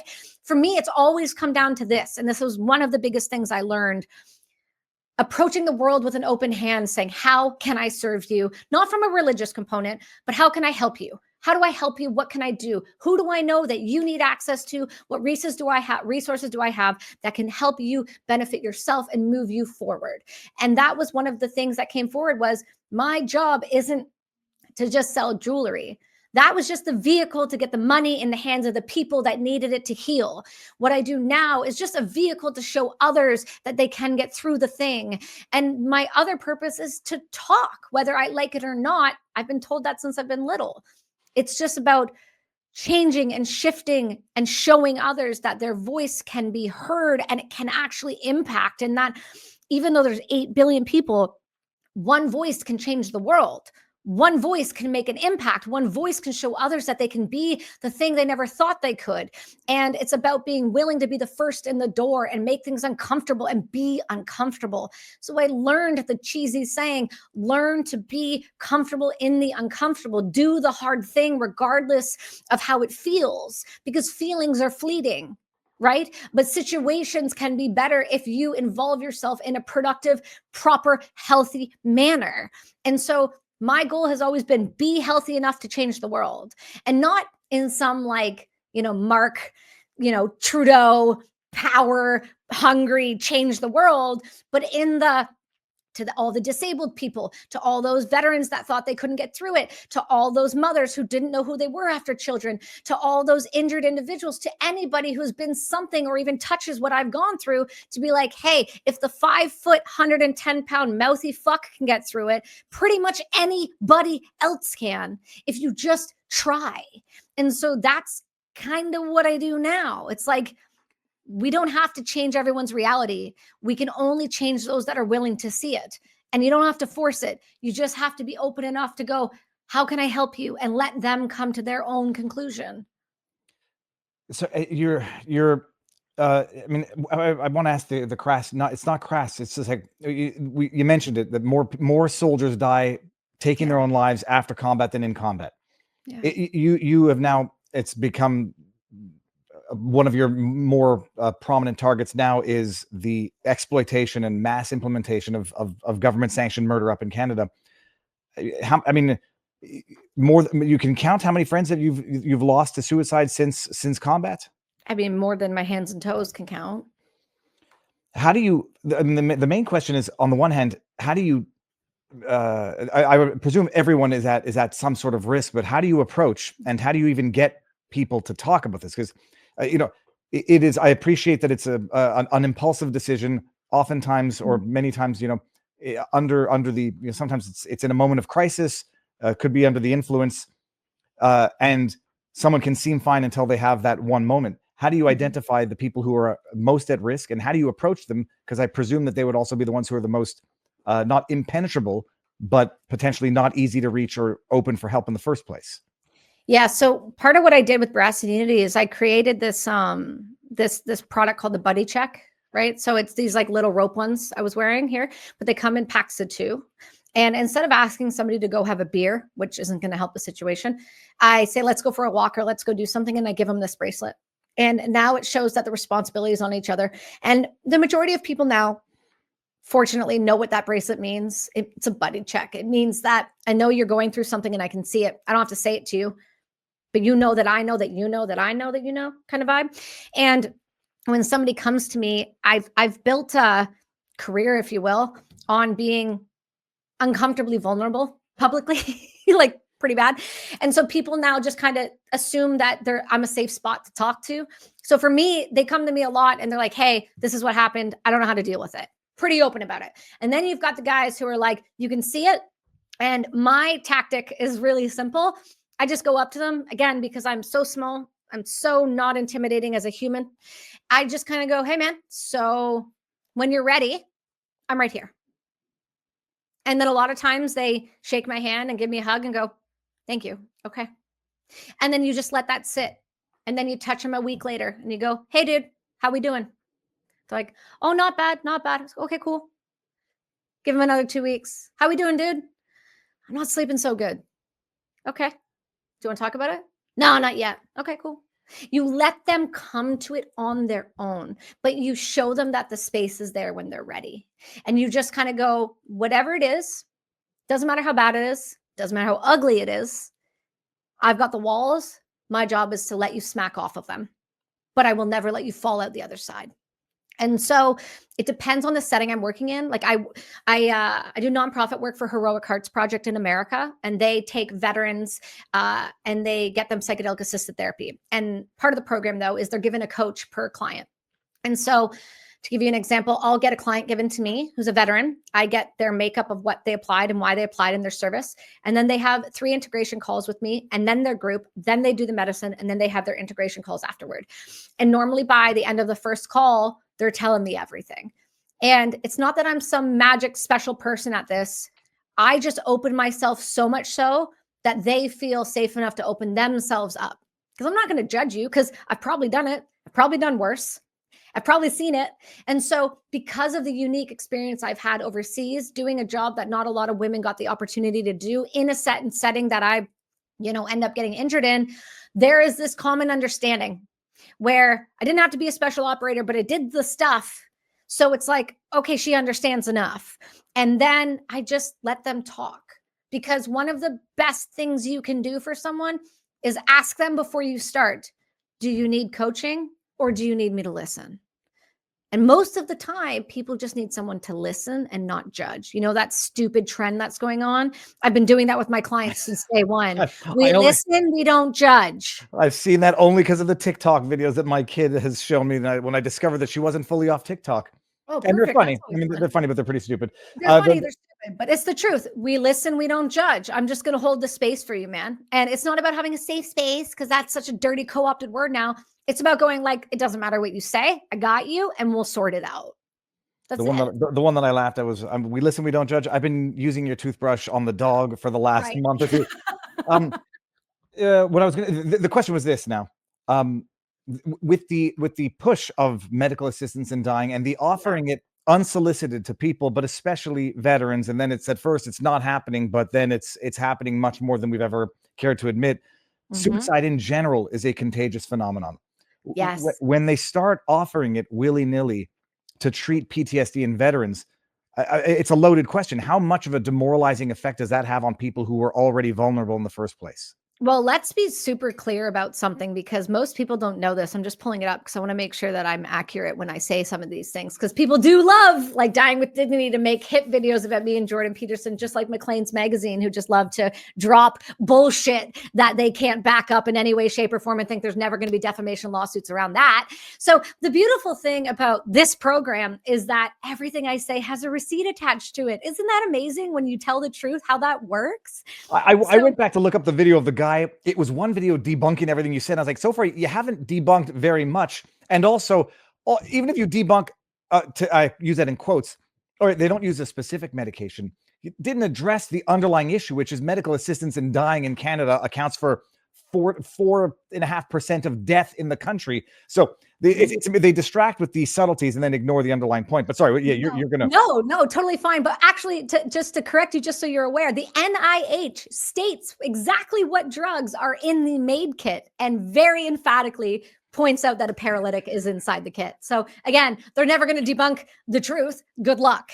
So the thing that I've now started doing on my Substack, which please do go subscribe because this has been fun for me. What is the I'm going to put the links in obviously afterwards, but what's the Substack name? It's just Kelsey Sheren. It's just the Kelsey Sheren. So the great thing I love though about Substack is they love to try to rebut my articles. So I got smart and said, here's your paywall if you want to read more. And so now they literally have to pay me to hear the shit I'm talking about them, which is fucking brilliant. So let's be clear. America, where you live, my lovely friend, has 10 states and 1 jurisdiction doing this. So if you think that America is not going to be touched by this, fun fact, you already are. And legislation is going in to expand all across the United States right now. And a doctor was just charged with murder in Hawaii based on one of these situations. So the thing that we understand is that veterans in itself that were being offered in Canada, and still I got a call 2 weeks ago. Another veteran was just offered. I was just on the phone with the Veterans Affairs Minister of Canada as well last week, and he was unaware it was still being offered. He was also unaware that we had documentation from the Prime Minister's office, Justin Trudeau, the one that was actually voted in, not the one that was unelected. We have him actually stating in writing from his office, due to some of the articles that I got published in the Daily Mail on my book tour, to stop putting it in writing, to only discuss it verbally. And so what's amazing is, like, they say it's not happening, which makes no sense given the purpose of what they're implementing by way of expansion of medical assistance in dying. It's only when they get caught and they realize how horrible it sounds to be saying it out loud that they have to say, all right, we got to pull it back, while at the same time we want to expand it to mental illness. But obviously, we're not going to offer it to PTSD veterans because that would be murder. That's murder, right? We didn't do that ever in World War II at all, did we? No, we would never do that. But the thing that we have to understand too is you've got people like Maclean's Magazine doing these absolute abhorrent, just disgusting hit pieces where they took an elderly veteran who had over 30 medications prescribed to him and 19 electroshock therapy sessions, saying that he was suing the government for his right to die, when that poor man has been left by the system and over medicated and told he was such a burden that he would rather sue for his right to die than address that 30 medications are not going to work. Electroshock therapy is their answer to major depressive disorder. And I know this because Health Canada offered it to me before they would give me access to mushrooms. So that was insane. So now let's take a look at what that means when a veteran is offered. It's called sanctuary trauma. You have now you've compound trauma after trauma. Forget the trauma from already going to war to protect your country, to find out that Canada's already fallen into communism. Forget that we've already left Afghanistan and everything behind in billions of dollars. Forget that we've now cut your benefits and had Manulife buy out half of the Veterans Affairs cases and then send PIs to follow them around to cut their benefits off. They did that to me. Forget all of that, right? That's not bad enough. Now do the trucker protests and be told that we are all terrorists and extremists for wanting to protect our freedom of rights. Now, when you call for help, they offer you assisted death instead of help for post-traumatic stress because nobody can get into a doctor because the system is so bottlenecked and healthcare is so broken. You now have developed sanctuary trauma. So do you think that veteran's ever going to call and ask for help again? Absolutely not. Not. No, it's layered abuse. It's layered abuse and neglect, Yes. and then the way to get out of the neglect is like, okay, well, we've got a big problem in terms of our inability to treat our veterans. It's cheaper to kill. It's cheaper to offer them death. I mean, Yes. and you know, I've had Kayla Pollock on, and we've Yes, become I've friends. had her. She's great. Yeah, no, and they offer her death, and Yep. I've become friends despite its unpopularity with Jeremy McKenzie, and you know he. Oh, Jeremy, I know Jeremy. I'll say it unapologetically. I do like Jeremy. We might not agree on certain things, but that doesn't matter. And He's a good man. and I know what goes on within by virtue of what he explains within the community. Yeah. It's literally cheaper for them. And it's always been this way in law. In law, lawyers always say it's cheaper to kill someone by accident than it is to injure them, because when they're alive, you got to pay for that injury. When they're dead, it's a one cheap lump sum payment in Canada. Absolutely. And you got to be very clear, you know, for a full injury, 100%, it's like $400,000. So think about that. Now think about if the veteran's injured, like for me, right? So I'm on DEC, diminished earning capacity, which means that for till my certain age, they have to pay me a certain amount of money. That means that they have to look after all of my RMT, my Chiro, all of my treatment. Think about the dollars that I cost the government alone, and I'm 35 years old. Now think about the $2,300 that it takes to MAID someone. What Right? was the article? I know you're going to talk about it in terms of the estimated savings. It was an article from 2018 that I always is my go-to from the CBC, which said, "Don't worry, medical assistance in dying might actually save the healthcare system some money." And I'm like, nobody in their right mind never thought that was the case in the first place. But it's sort of the persuasion astroturfing. Don't worry, it's not a bad thing because it'll save you money. What are the latest in terms of anticipated savings from killing a population? Oh, it's super tragic. Let me pull it up here because I really don't want to misspeak. Oh, God, don't. you know, Well, don't. and while you do that, you know, it's horrendous. I don't know. I've been getting a little blackpilled on the future of Canada, and recent news of the day, as at the time of shooting this, is, you know, Pierre celebrating the fact that Trump's is, you know, taking digs at him, and that's to show what a strong leader he's going to be. That's We're politically handicapped in Canada. oh, And I think politically handicapped is mild. I was gonna say politically retarded, but I was trying to keep it mild. I love that word. I'm so glad it's back. I'll proudly say I had a little bit of a hand. I mean, I don't know, a minor influence, but it's a form of political retardation up in Canada, where the news of the day is very discouraging because it doesn't look like there's any escaping it. It's only like slowing it. Yeah, it is. Yeah. And I don't know what the conservatives have to say about medical assistance in dying, but nothing. Right? Because I've offered Pierre the opportunity to sit down and have this conversation several times. Pierre actually came to a friend's house and grabbed my book. He knows who I am. We've had this around him several times. He knows the conversations I'm having. He knows that I'm blowing the country out on every major platform I possibly can to talk about the disgust and the fact that you're not addressing the issues. You're not addressing the fact that this was done in the Liberal government, but yet in 2027, the expansion for the mentally ill and mature minors is going to kick over. You're not discussing the fact that if the Liberal Party stays in power, you will not only see an expansion, you will see a rapid expansion because of people like Dying with Dignity, who, by the way, get grants from the government to help advertise to the vulnerable that the right option is death and compassion and empathy. They also advertise that no family member needs to know. We are the only ones that will respect you and understand. It's the same modus operandi with transing kids. It's do it behind the backs of the family, and it's for the benefit of everybody. It's called Dying with Dignity. Were they behind the Simons ad, or did who was other than Simons? Who funded that ad? We don't know. We do not know. And I would love to know. I have some people that are doing some forensic digging right now, because one of the things, you know, like, you know who Bell is, right? Bell, the telecommunication company. Yes. Bell, Let's Talk. You know, you hear the Bell, Let's Talk. We do the suicide prevention. You know, we have the phone call. We had the Olympic road bike rider go across the country and raise money for mental health. Well, Bell is one of the largest donors of Dying with Dignity. So is TELUS. So is Rogers. So are some of the churches and the synagogues and the mental health facilities, which are public publicly listed on Dying with Dignity's donor list. So tell me why a company who promotes mental health and wellness, who donates to CanMap, also turn around and donates to the people that are promoting all of the murder in the country. But what blows my mind is, how do you expand medical assistance in dying while simultaneously saying you're going to treat suicidal ideations? Like I made the sinister joke that, like, when you call the suicide hotline, is it a hotline to talk you out of suicide, or are they taking names for medical assistance in dying? Especially if they want to expand it to the point where it doesn't even need a terminal underlying illness. No, we already have that, though. That already exists. Track 2 already exists. That started in 2021. What's track 2?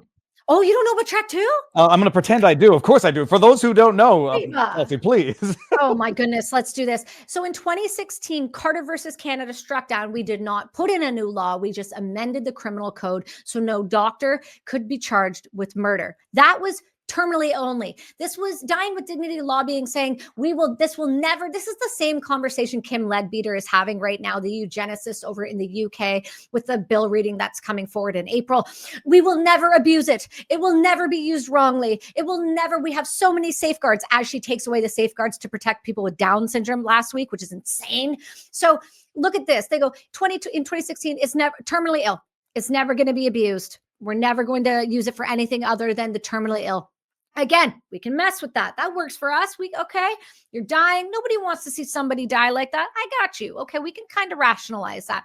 2021, they lobby again, because this is where it goes off a cliff. And people who make money on killing people are like, I want to make more money. I want another vacation. I think I should go to Bali next year. That requires more people to die, though, right? Like Stephanie Green does and Ellen Wiebe. She's got a book. She's on a UK promoting tour right now, promoting her book, talking about how beautiful it is to kill people. It's psychotic. It's a problem. Nobody wants to call that out. And then in 2021, they introduced track 2 for non-foreseeable death, for irremediable and grievous conditions. Do you know what's listed under that, my friend? Diabetes, fragility, and also comorbidities like depression. But wait, you can't euthanize for mental health. That's not in law yet. You're right. You can't if it's the main listed reason. But what about the comorbidities? Because I'm pretty sure was it last year? No, the year before, we had an individual from a close province of ours who had major depressive disorder and hearing loss, and they maided him. What about the individual that was at St. Paul's Hospital who was on a psych day pass in the psych ward? Let's pause on that. Who Ellen Wiebe maided that day, and their family had no recollection. Let's talk about the other one that just happened a few months ago that we got stopped in the 11th hour and the first injunction ever put in. This individual who contacted myself and Alicia Duncan and a few others to get help because his common law partner had doctor shopped her way out of the province, flew to British Columbia, and Ellen Wiebe approved her for MAID in one Zoom session with no medical records, no secondary, never seeing her in person, and not even seeing her medical history, which, by the way, was a diagnosis of bipolar cycling 2.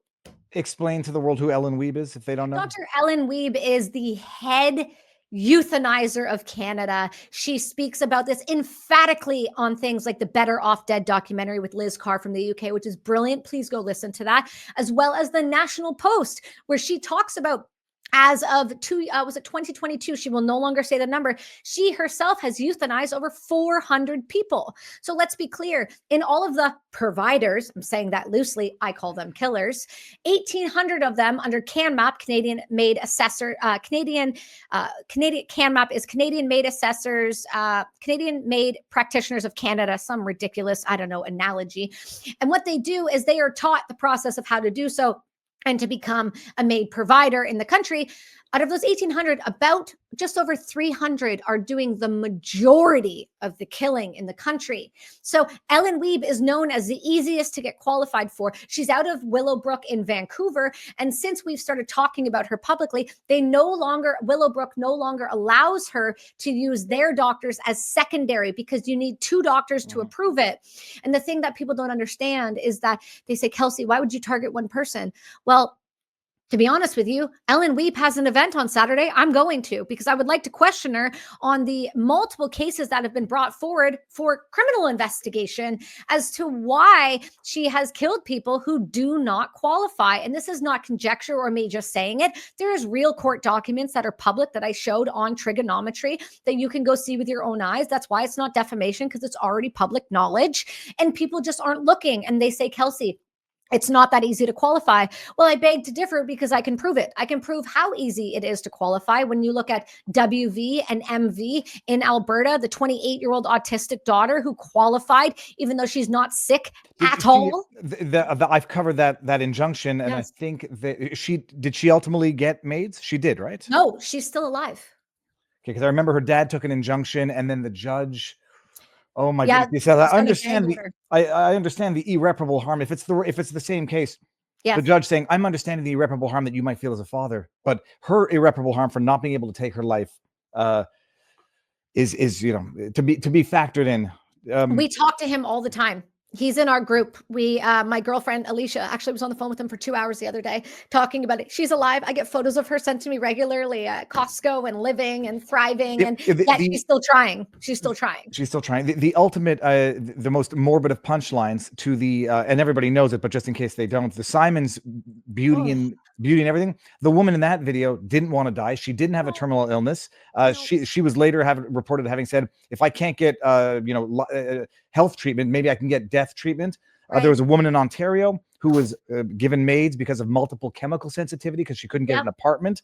I mean, those are just the examples that come offhand of egregious abuse where any other country, any other era, it would be murder, full stop. Right.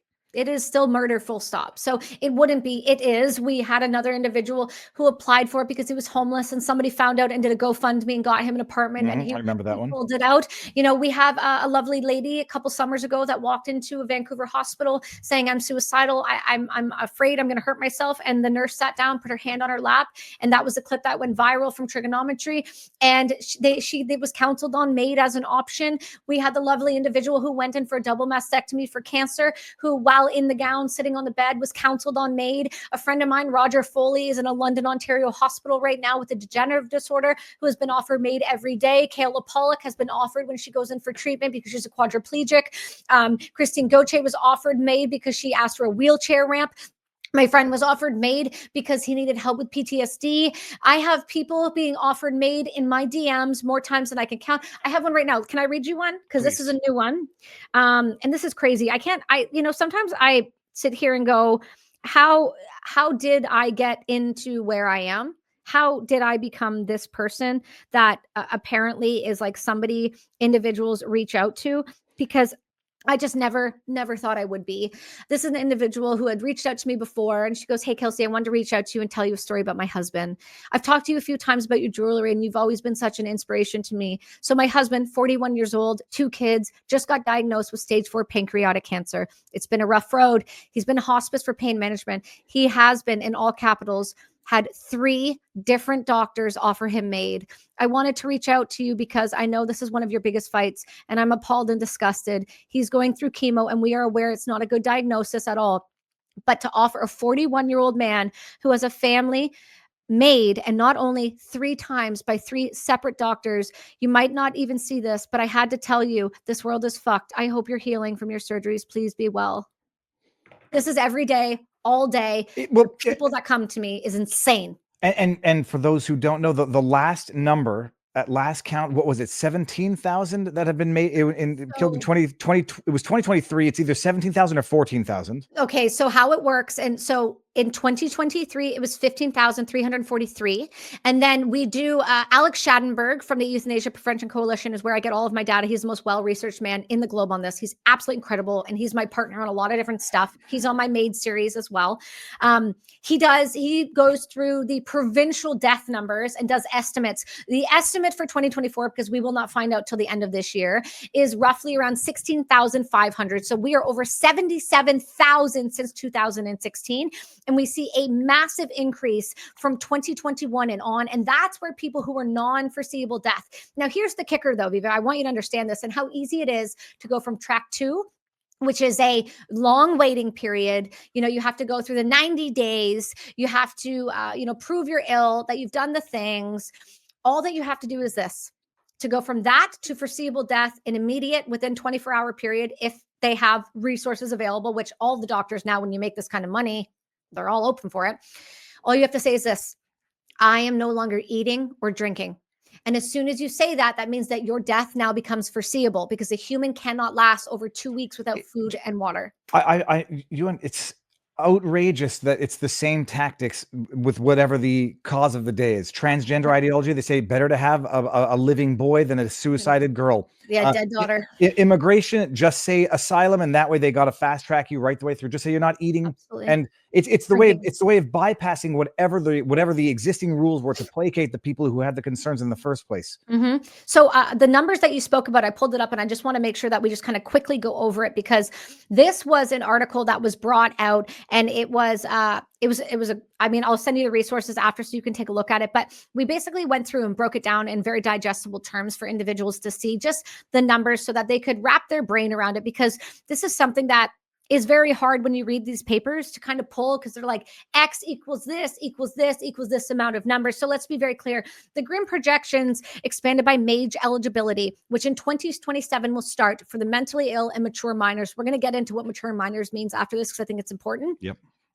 But Canada projects a catastrophic increase in death by 2027. So from 2027 to 2047, that 20-year period there, they're projecting a total savings. It's 16.7 million deaths, and a savings in Canada upwards of $1.273 trillion. And this is how it breaks down. So the suicidal individuals are going to be about 1,588,979. The mentally ill are going to be 4,713,000. The homeless are going to be 225,000, and the retired elderly are going to be 9,687,649. They're going to be the number one. And then Indigenous are going to be 302,000. So you've got the elderly, right? That's your number. Then you've got your mentally ill. Then you've got your suicidal individuals. Then you've got your Indigenous, and then you've got your homeless. So they're projecting to kill in that 20-year period 16.7 million Canadians based on suicidal ideology, mental illness, homelessness, retired elderly, which they've paid into and should have every right to live to their last natural foreseeable death, and then the Indigenous, because as if we haven't already killed enough of them off, and then put them on places with no running water, and then the highest suicide rates, and also missing women. And drug addiction, and oh my gosh, in conditions that are going to be amenable to making the request for MAIDs. Exactly. And here's what's really wild. We have cases, this is insane, by the way. We have cases where individuals up north need major surgery. And so Health Canada needs to obviously fly doctors up to do certain procedures. They won't do it. But if you offer them MAID, they have flown, and we have cases of have flown up there to MAID people, but will not fly up to do surgeries. And so when you look at this, you're going, their priority is not healthcare, it's death care, because we actually don't want to heal you. We want to eradicate you so that you are no longer a burden on society. And I'm here to tell you that no human at any point in any moment of their life is a burden on society. And when you have the College of Physicians in Quebec in 2022 in a CBC article stating that they should be instituting and teaching infanticide from 0 to 1 and starting to include that, now we're talking about something different. And this is where mature minors comes in, my friend. Mature minors is another ambiguous term. You understand the law and how easy it is to manipulate language. And this is what they've done. Mature minors does not mean a specific age. I used to think it was down to the age of 12. I was very wrong on that. It's so much worse than that. Sometimes I go, is it that bad? And then I go, oh my God, it's so much worse. What it actually means is the doctor just has to be of the opinion, that's the important point, of the opinion that one qualifies, number one, and that individual, after speaking with them, is mature enough to understand that the decision they're making is permanent. So what do we understand about teenagers and young girls? What do we understand about social contagions? What do we understand about the fact that they are now starting to list anorexia and bulimia as a maidable option? Social contagions, friends. It's wild because as a former lawyer Mature minor to me always means someone who could be emancipated, and I don't think you could Mhm. be emancipated under the age of 14. I Right. might be wrong, it might be 16, but an emancipated minor is what I would think of a mature minor. Mhm. Um, But think about the repercussions. How many 14-year-olds, like, because like in my book I talk about it. My high level taekwondo coach, went to prison for statutory rape with a teammate when she was 12 to 14, right? So this was something I was involved in. So I witnessed, what that means age wise in the government of Canada. So like, how many 12-year-olds, how many 13, 14, 16-year-olds do you think going through a bad breakup or a social setting where individuals are saying, in which we actually had this right before this was supposed to be instituted in March of 2024, by the way. This was supposed to start last year, March 17th, mentally ill and mature minors. We made so much noise. They had no choice but to back it up. And what was happening was I was getting calls and direct messages from group homes in Vancouver saying, Kelsey, we're hearing these groups of girls saying that on the day it happens, they're going to go in together and apply. Like, it's a social contagion. So how many of these children, which by the way, most young girls are put on antidepressants, and young boys, and they're also put on birth control, which we know radically affects their mind. So how many of them are then able to make clear, concise decisions in something that is a temporary problem that they're going to give a permanent solution to? I don't know the stat offhand as to how many teenagers have had suicidal thoughts. I would say 50%, and I think it's probably more. Mm-hmm. What is amazing is just connecting all of these dots, lowering the age of consent to death, Mm-hmm. while lowering the age of consent to irreparably do what I believe is genital mutilation to your bodies in the trans discussion. Mm-hmm. And then it's only going to be a matter of time before they're going to talk about reducing the age of consent for sexual activity. Of course. And it seems that we are going, I'm not a biblical person, but I do know there was a story of this sinful town in the Bible. It really feels like places are going there, and Canada in particular, and faster. Well, we are the bad actor of the world. And that's why currently in the UK, as they are going through the hearings, I was just in the UK for Jordan Peterson's ARC conference, and it was absolutely fantastic to be in the room and speak to individuals who, for once, didn't make me feel crazy. They actually understood that I was talking about something and screaming like a psychopath about it on platforms, because there is something very wrong going on here. And, I said this recently. I don't know if you sat down with Jordan yet. I feel like No, not yet. no. Oh, I think that'd be a brilliant conversation. But when I did his show, he brought me on. It was very last minute. He's like, can you come to Austin in like 48 hours? I was like, holy, yes, I'm on the plane. But he sat down and he goes, Kelsey, what do you want to talk about? I was like, MAID, SOGI, social, that's the what we teach in schools here, which is sexual orientation and gender identification, because my kid came home in kindergarten with a book on trans shit. And then I said the government, and I'd like to talk about those. And he sat down and crossed his legs. He goes, tell me about your childhood. And I went, shit, this is not going to go the way I thought it would. And then we got into this, and I said to him, I'm going to say something bold. And I was not ready if he was going to have a different opinion of me. So I'm so grateful that I was on track, because that man would have just mopped the floor with me from a intellectual perspective. But I said, I personally, from an outside perspective, with the knowledge that I have currently at my fingertips, believe this is eugenics. And he looked at me and he goes, yeah, of course it is. And I went, I'm not crazy. Hold on. I'm not losing my mind. I'm reading this properly. And he goes, absolutely you are. When you start telling society that it is cheaper to kill people than it is to help people, this to me, personally, not being a philosopher or a PhD scholar, because that's what Dying with Dignity likes to say, she has no right to talk about this. I mean, I've killed more people than you probably have. I feel like I understand life and death a little differently. And that's not to brag. That's to understand that it is not beautiful. It is not euphoric. It is not compassion and empathy to take a life. It is killing. It is murder. It is painful, and it leaves a mark that they pretend doesn't exist.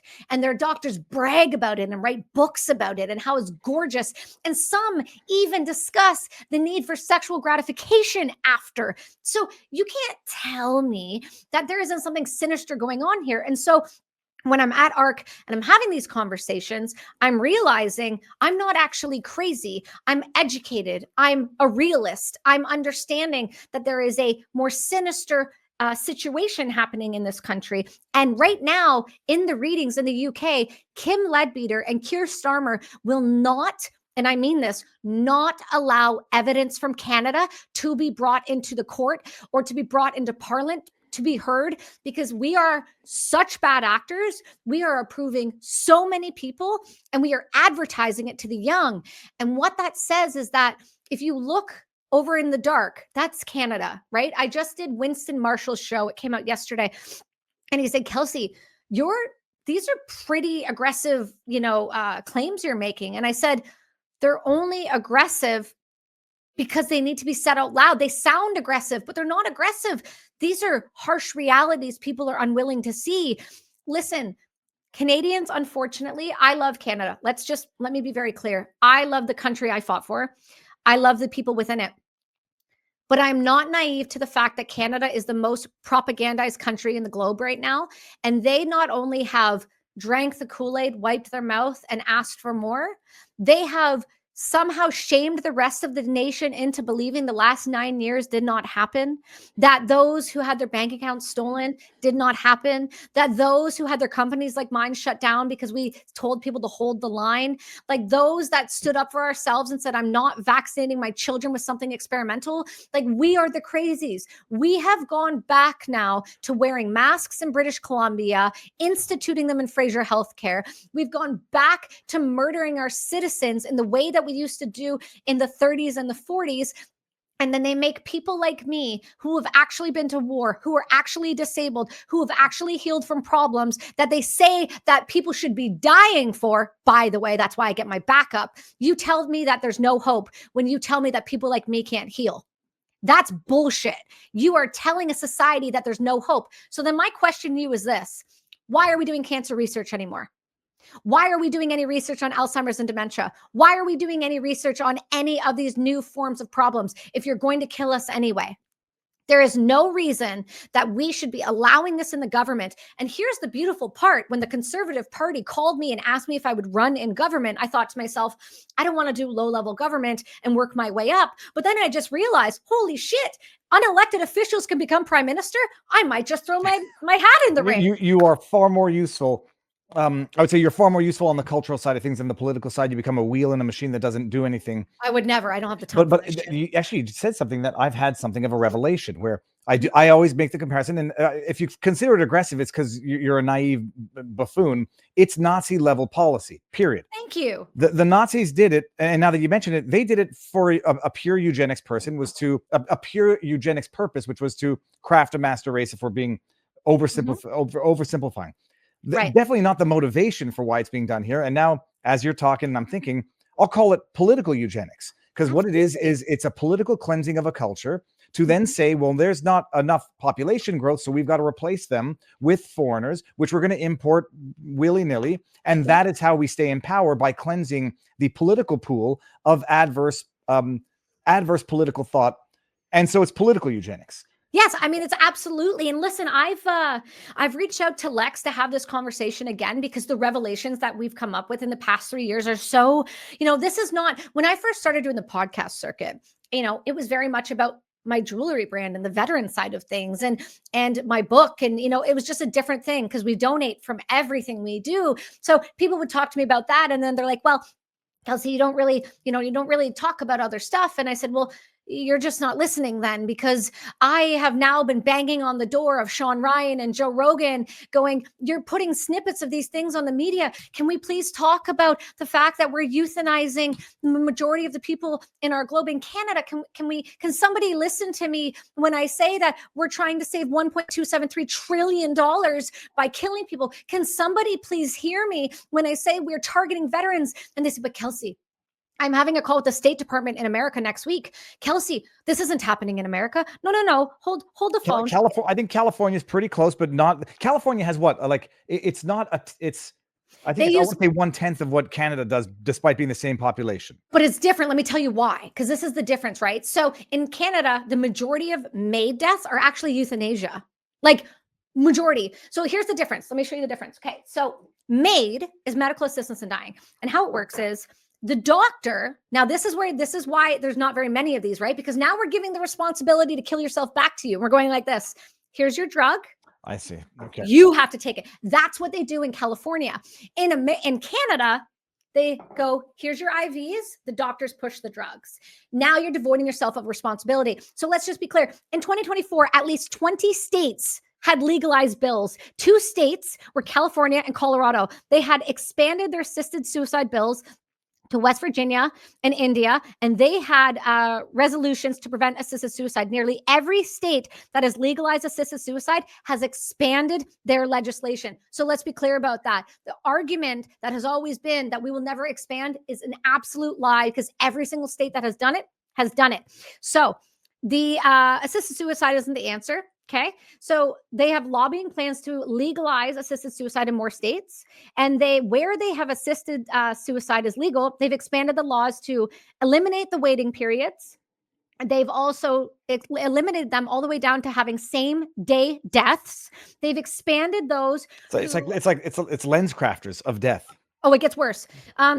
So they've expanded those that can do assisted suicide. So they've added now nurses and doctors' assistants. Mm-hmm. So it's no longer just a doctor.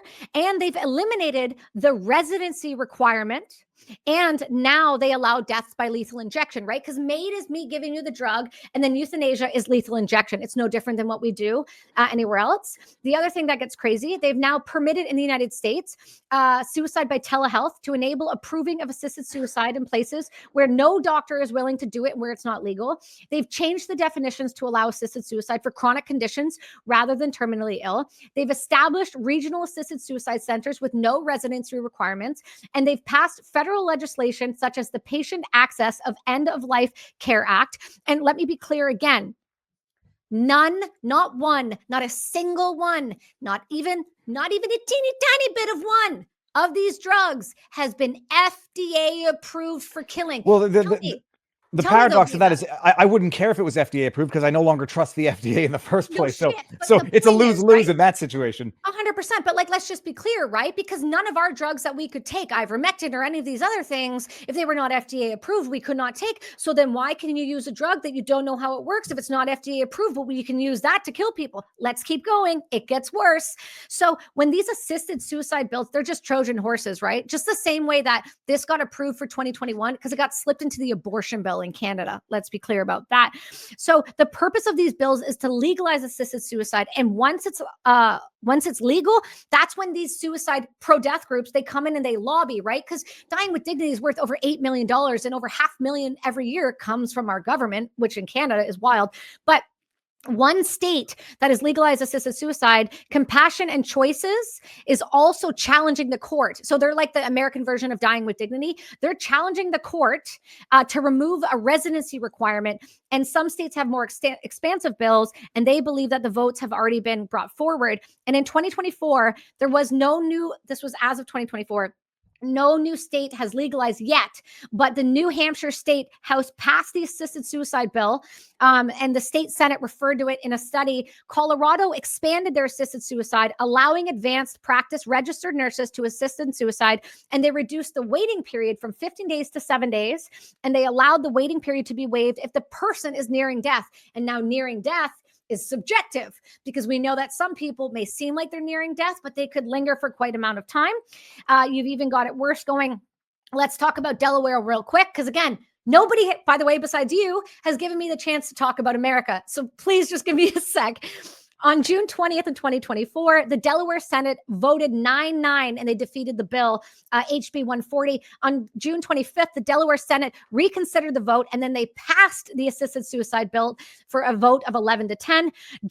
Governor John Carney has still not signed that bill. The Senate Majority Leader at the time, I very much believe it's not a role of the government to try and to deny them, but to have themselves and their families and their medical provider grapple with that choice. So then we talk about, is assisted suicide a choice? Well, not really, because if you look at the Oregon data in 2023, This report indicates that 367 reported assisted suicide deaths are up by 21% from 2022.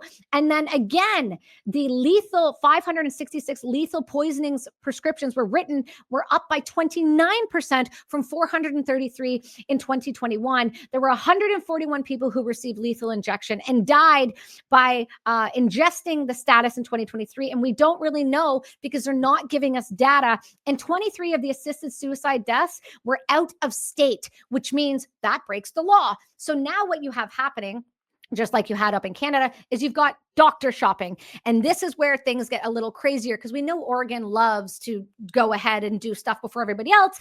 Complications are only reported when the healthcare provider is present at the death, but you don't have to have a healthcare provider there when you're doing it yourself. So we know for a fact that out of 102 deaths, 10 people had major complications, and that is 10%. So that's important because there were 367 reported, more likely 400 in 2023 in Oregon. And since we only have the data, we know that about 40 of those people had complications. Now, what does complication look like? It looks like burning of the esophagus, the drugs not working, them not fully dying. And we have cases of people living all the way up to 137 hours. And now the California data that you spoke to is really important because in 2023, California's assisted suicide report was 884 assisted deaths and 100, but here, this is where things get crazy. 1,281 lethal prescriptions were written though. So out of the 884 people who actually died, where did the rest go? Where did all those drugs go? Right? So we know that the ingestion status is known as 276 deaths. And when you ingest and the person is approved and receives the poison, we don't actually know if the death was death by suicide. So Californians reported the death. Oh, this is what's crazy. The actual breakup of the individuals. So like from like a race component is fucking wild. 87.6% of people who reportedly died in California from assisted suicide were white. 6.4 were Asian, 3.8 were Hispanic, and 0.8 were Black. So 40% are Hispanic, 3.5 were white, 15 were Asian, and of a total, 5% were Black. And do you know why that is, my friend? Because white people put grandma in the nursing home and they don't give a shit. And South Asian people put grandma in the basement suite and look after her until she dies. And Black people just don't trust the government.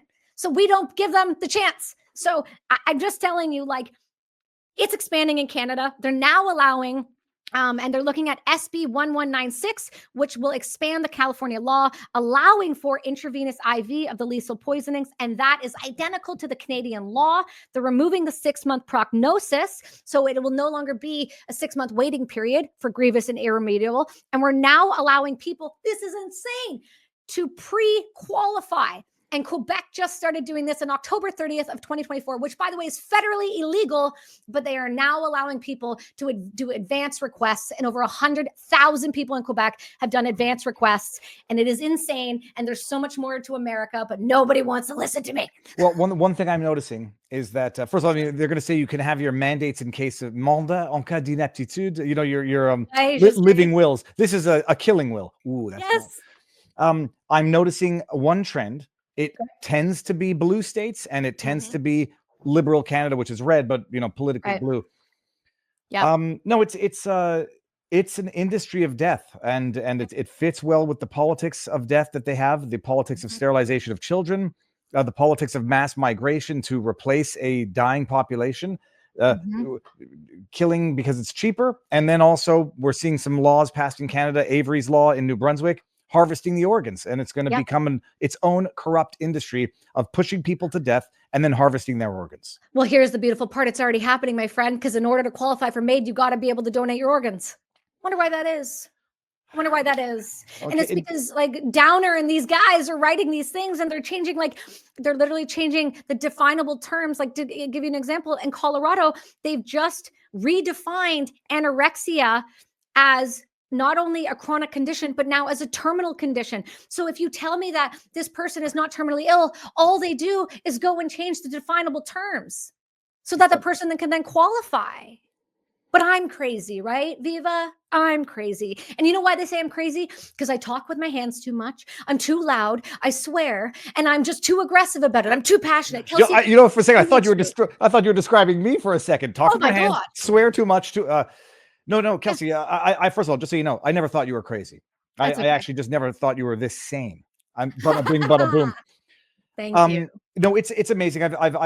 It's um no, I say when they try to discredit by nitpicking in order to in order to ignore and disregard the underlying issue, which is undeniable and plain for the world to see. It only goes so far, but congratulations, dying with dignity, and everybody who tries to demonize you, it only amplifies it, and people can double check the accuracy of what you're saying. Yeah. Kelsey, I won't be content with this until I ask you. Okay. I love tattoos, even though I don't have any. Your sleeve is quite beautiful. It's on your right hand, right? Yeah, so I'm about to start my left, but this is, yeah, it goes all the way up.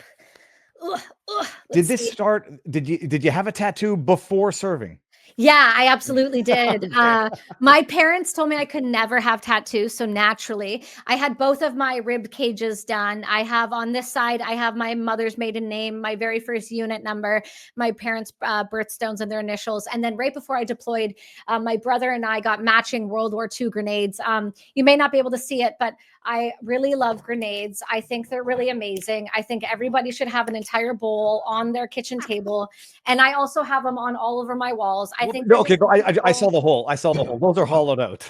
Yes, they are. I actually have them on my walls as well. So my brother and I got matching ones before I deployed, with our motocross numbers inside of them. And then I started doing my arms, actually, because then what happened was I stopped caring what people thought about me and started doing things that make me happy and make me feel like me and bring myself back into my body. And this became not only a way to heal, but this became a way for me to tell my journey on my body. And once I did that, I realized that I actually love myself and that I'm okay with being judged and nitpicked, and everything comes from a place of intention. So when people like you and other platforms give me a chance to talk and be myself and not judge and understand that all I'm ever trying to do is wake people up, because I was one of those people they would told that I should be, I should die. I was told I wasn't worthy of living. I was told that my friends aren't worthy of living, that what we've done will never be forgiven, that we're baby killers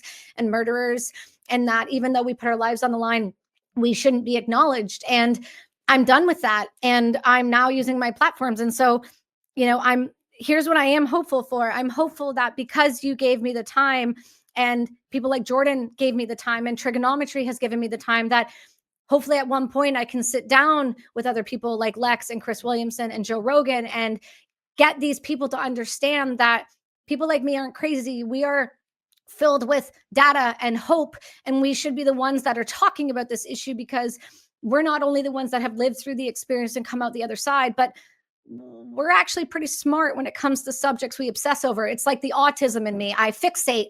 And the problem for people like Dying with Dignity is they've gotten away with this shit since the 80s, but it's only really because I was still a baby and now I'm a psychopath, and I will do everything I can to destroy organizations and government that tell people that they would be better off dead, and they should die for things that I've healed from. And so because of you, I'm getting this opportunity to share information that I've never been able to share. And I'm so deeply grateful for you being willing to just hear me rant on stuff that sounds depressing and demoralizing. But at the end of the day, there is so much hope, because when I say I have a massive group of weirdos on here that have dedicated their lives to showing others that they can survive this and that we can stop it, like, law doesn't have to stay, it can change. We can roll it back. We can stop it from expanding. We actually have a chance to stop the UK from putting this bill into place. We are close. We've got like 55 more votes to flip.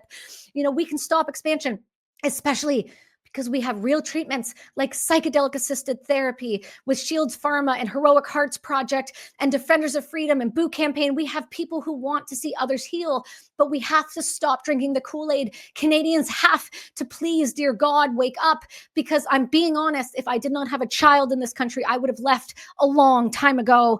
And I know that I want my son to grow up here, but I will not let my kid grow up in a communist country. I refuse. I will not do it. Kelsey, Thank you very, very much. I'm going to put every link that you want me to put in the pinned comment and the description, and we will do this again. Thank you so much, my friend. And maybe appreciate even you. in person. I don't know when I'm next coming up to Canada or when I you're come coming to the down to Florida. States. I'm always We'll down do it there. in person the next time. There's a studio not far from here, and we'll do it at the local studio. Amazing. Thank you, my friend. Deeply. Kelsey, thank you very much. Talk to you soon.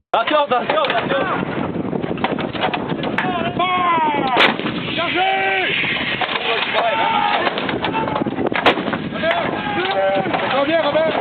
C'est 17, go! Il en reste... Quel sur le plateau? C'est 5! Revenez!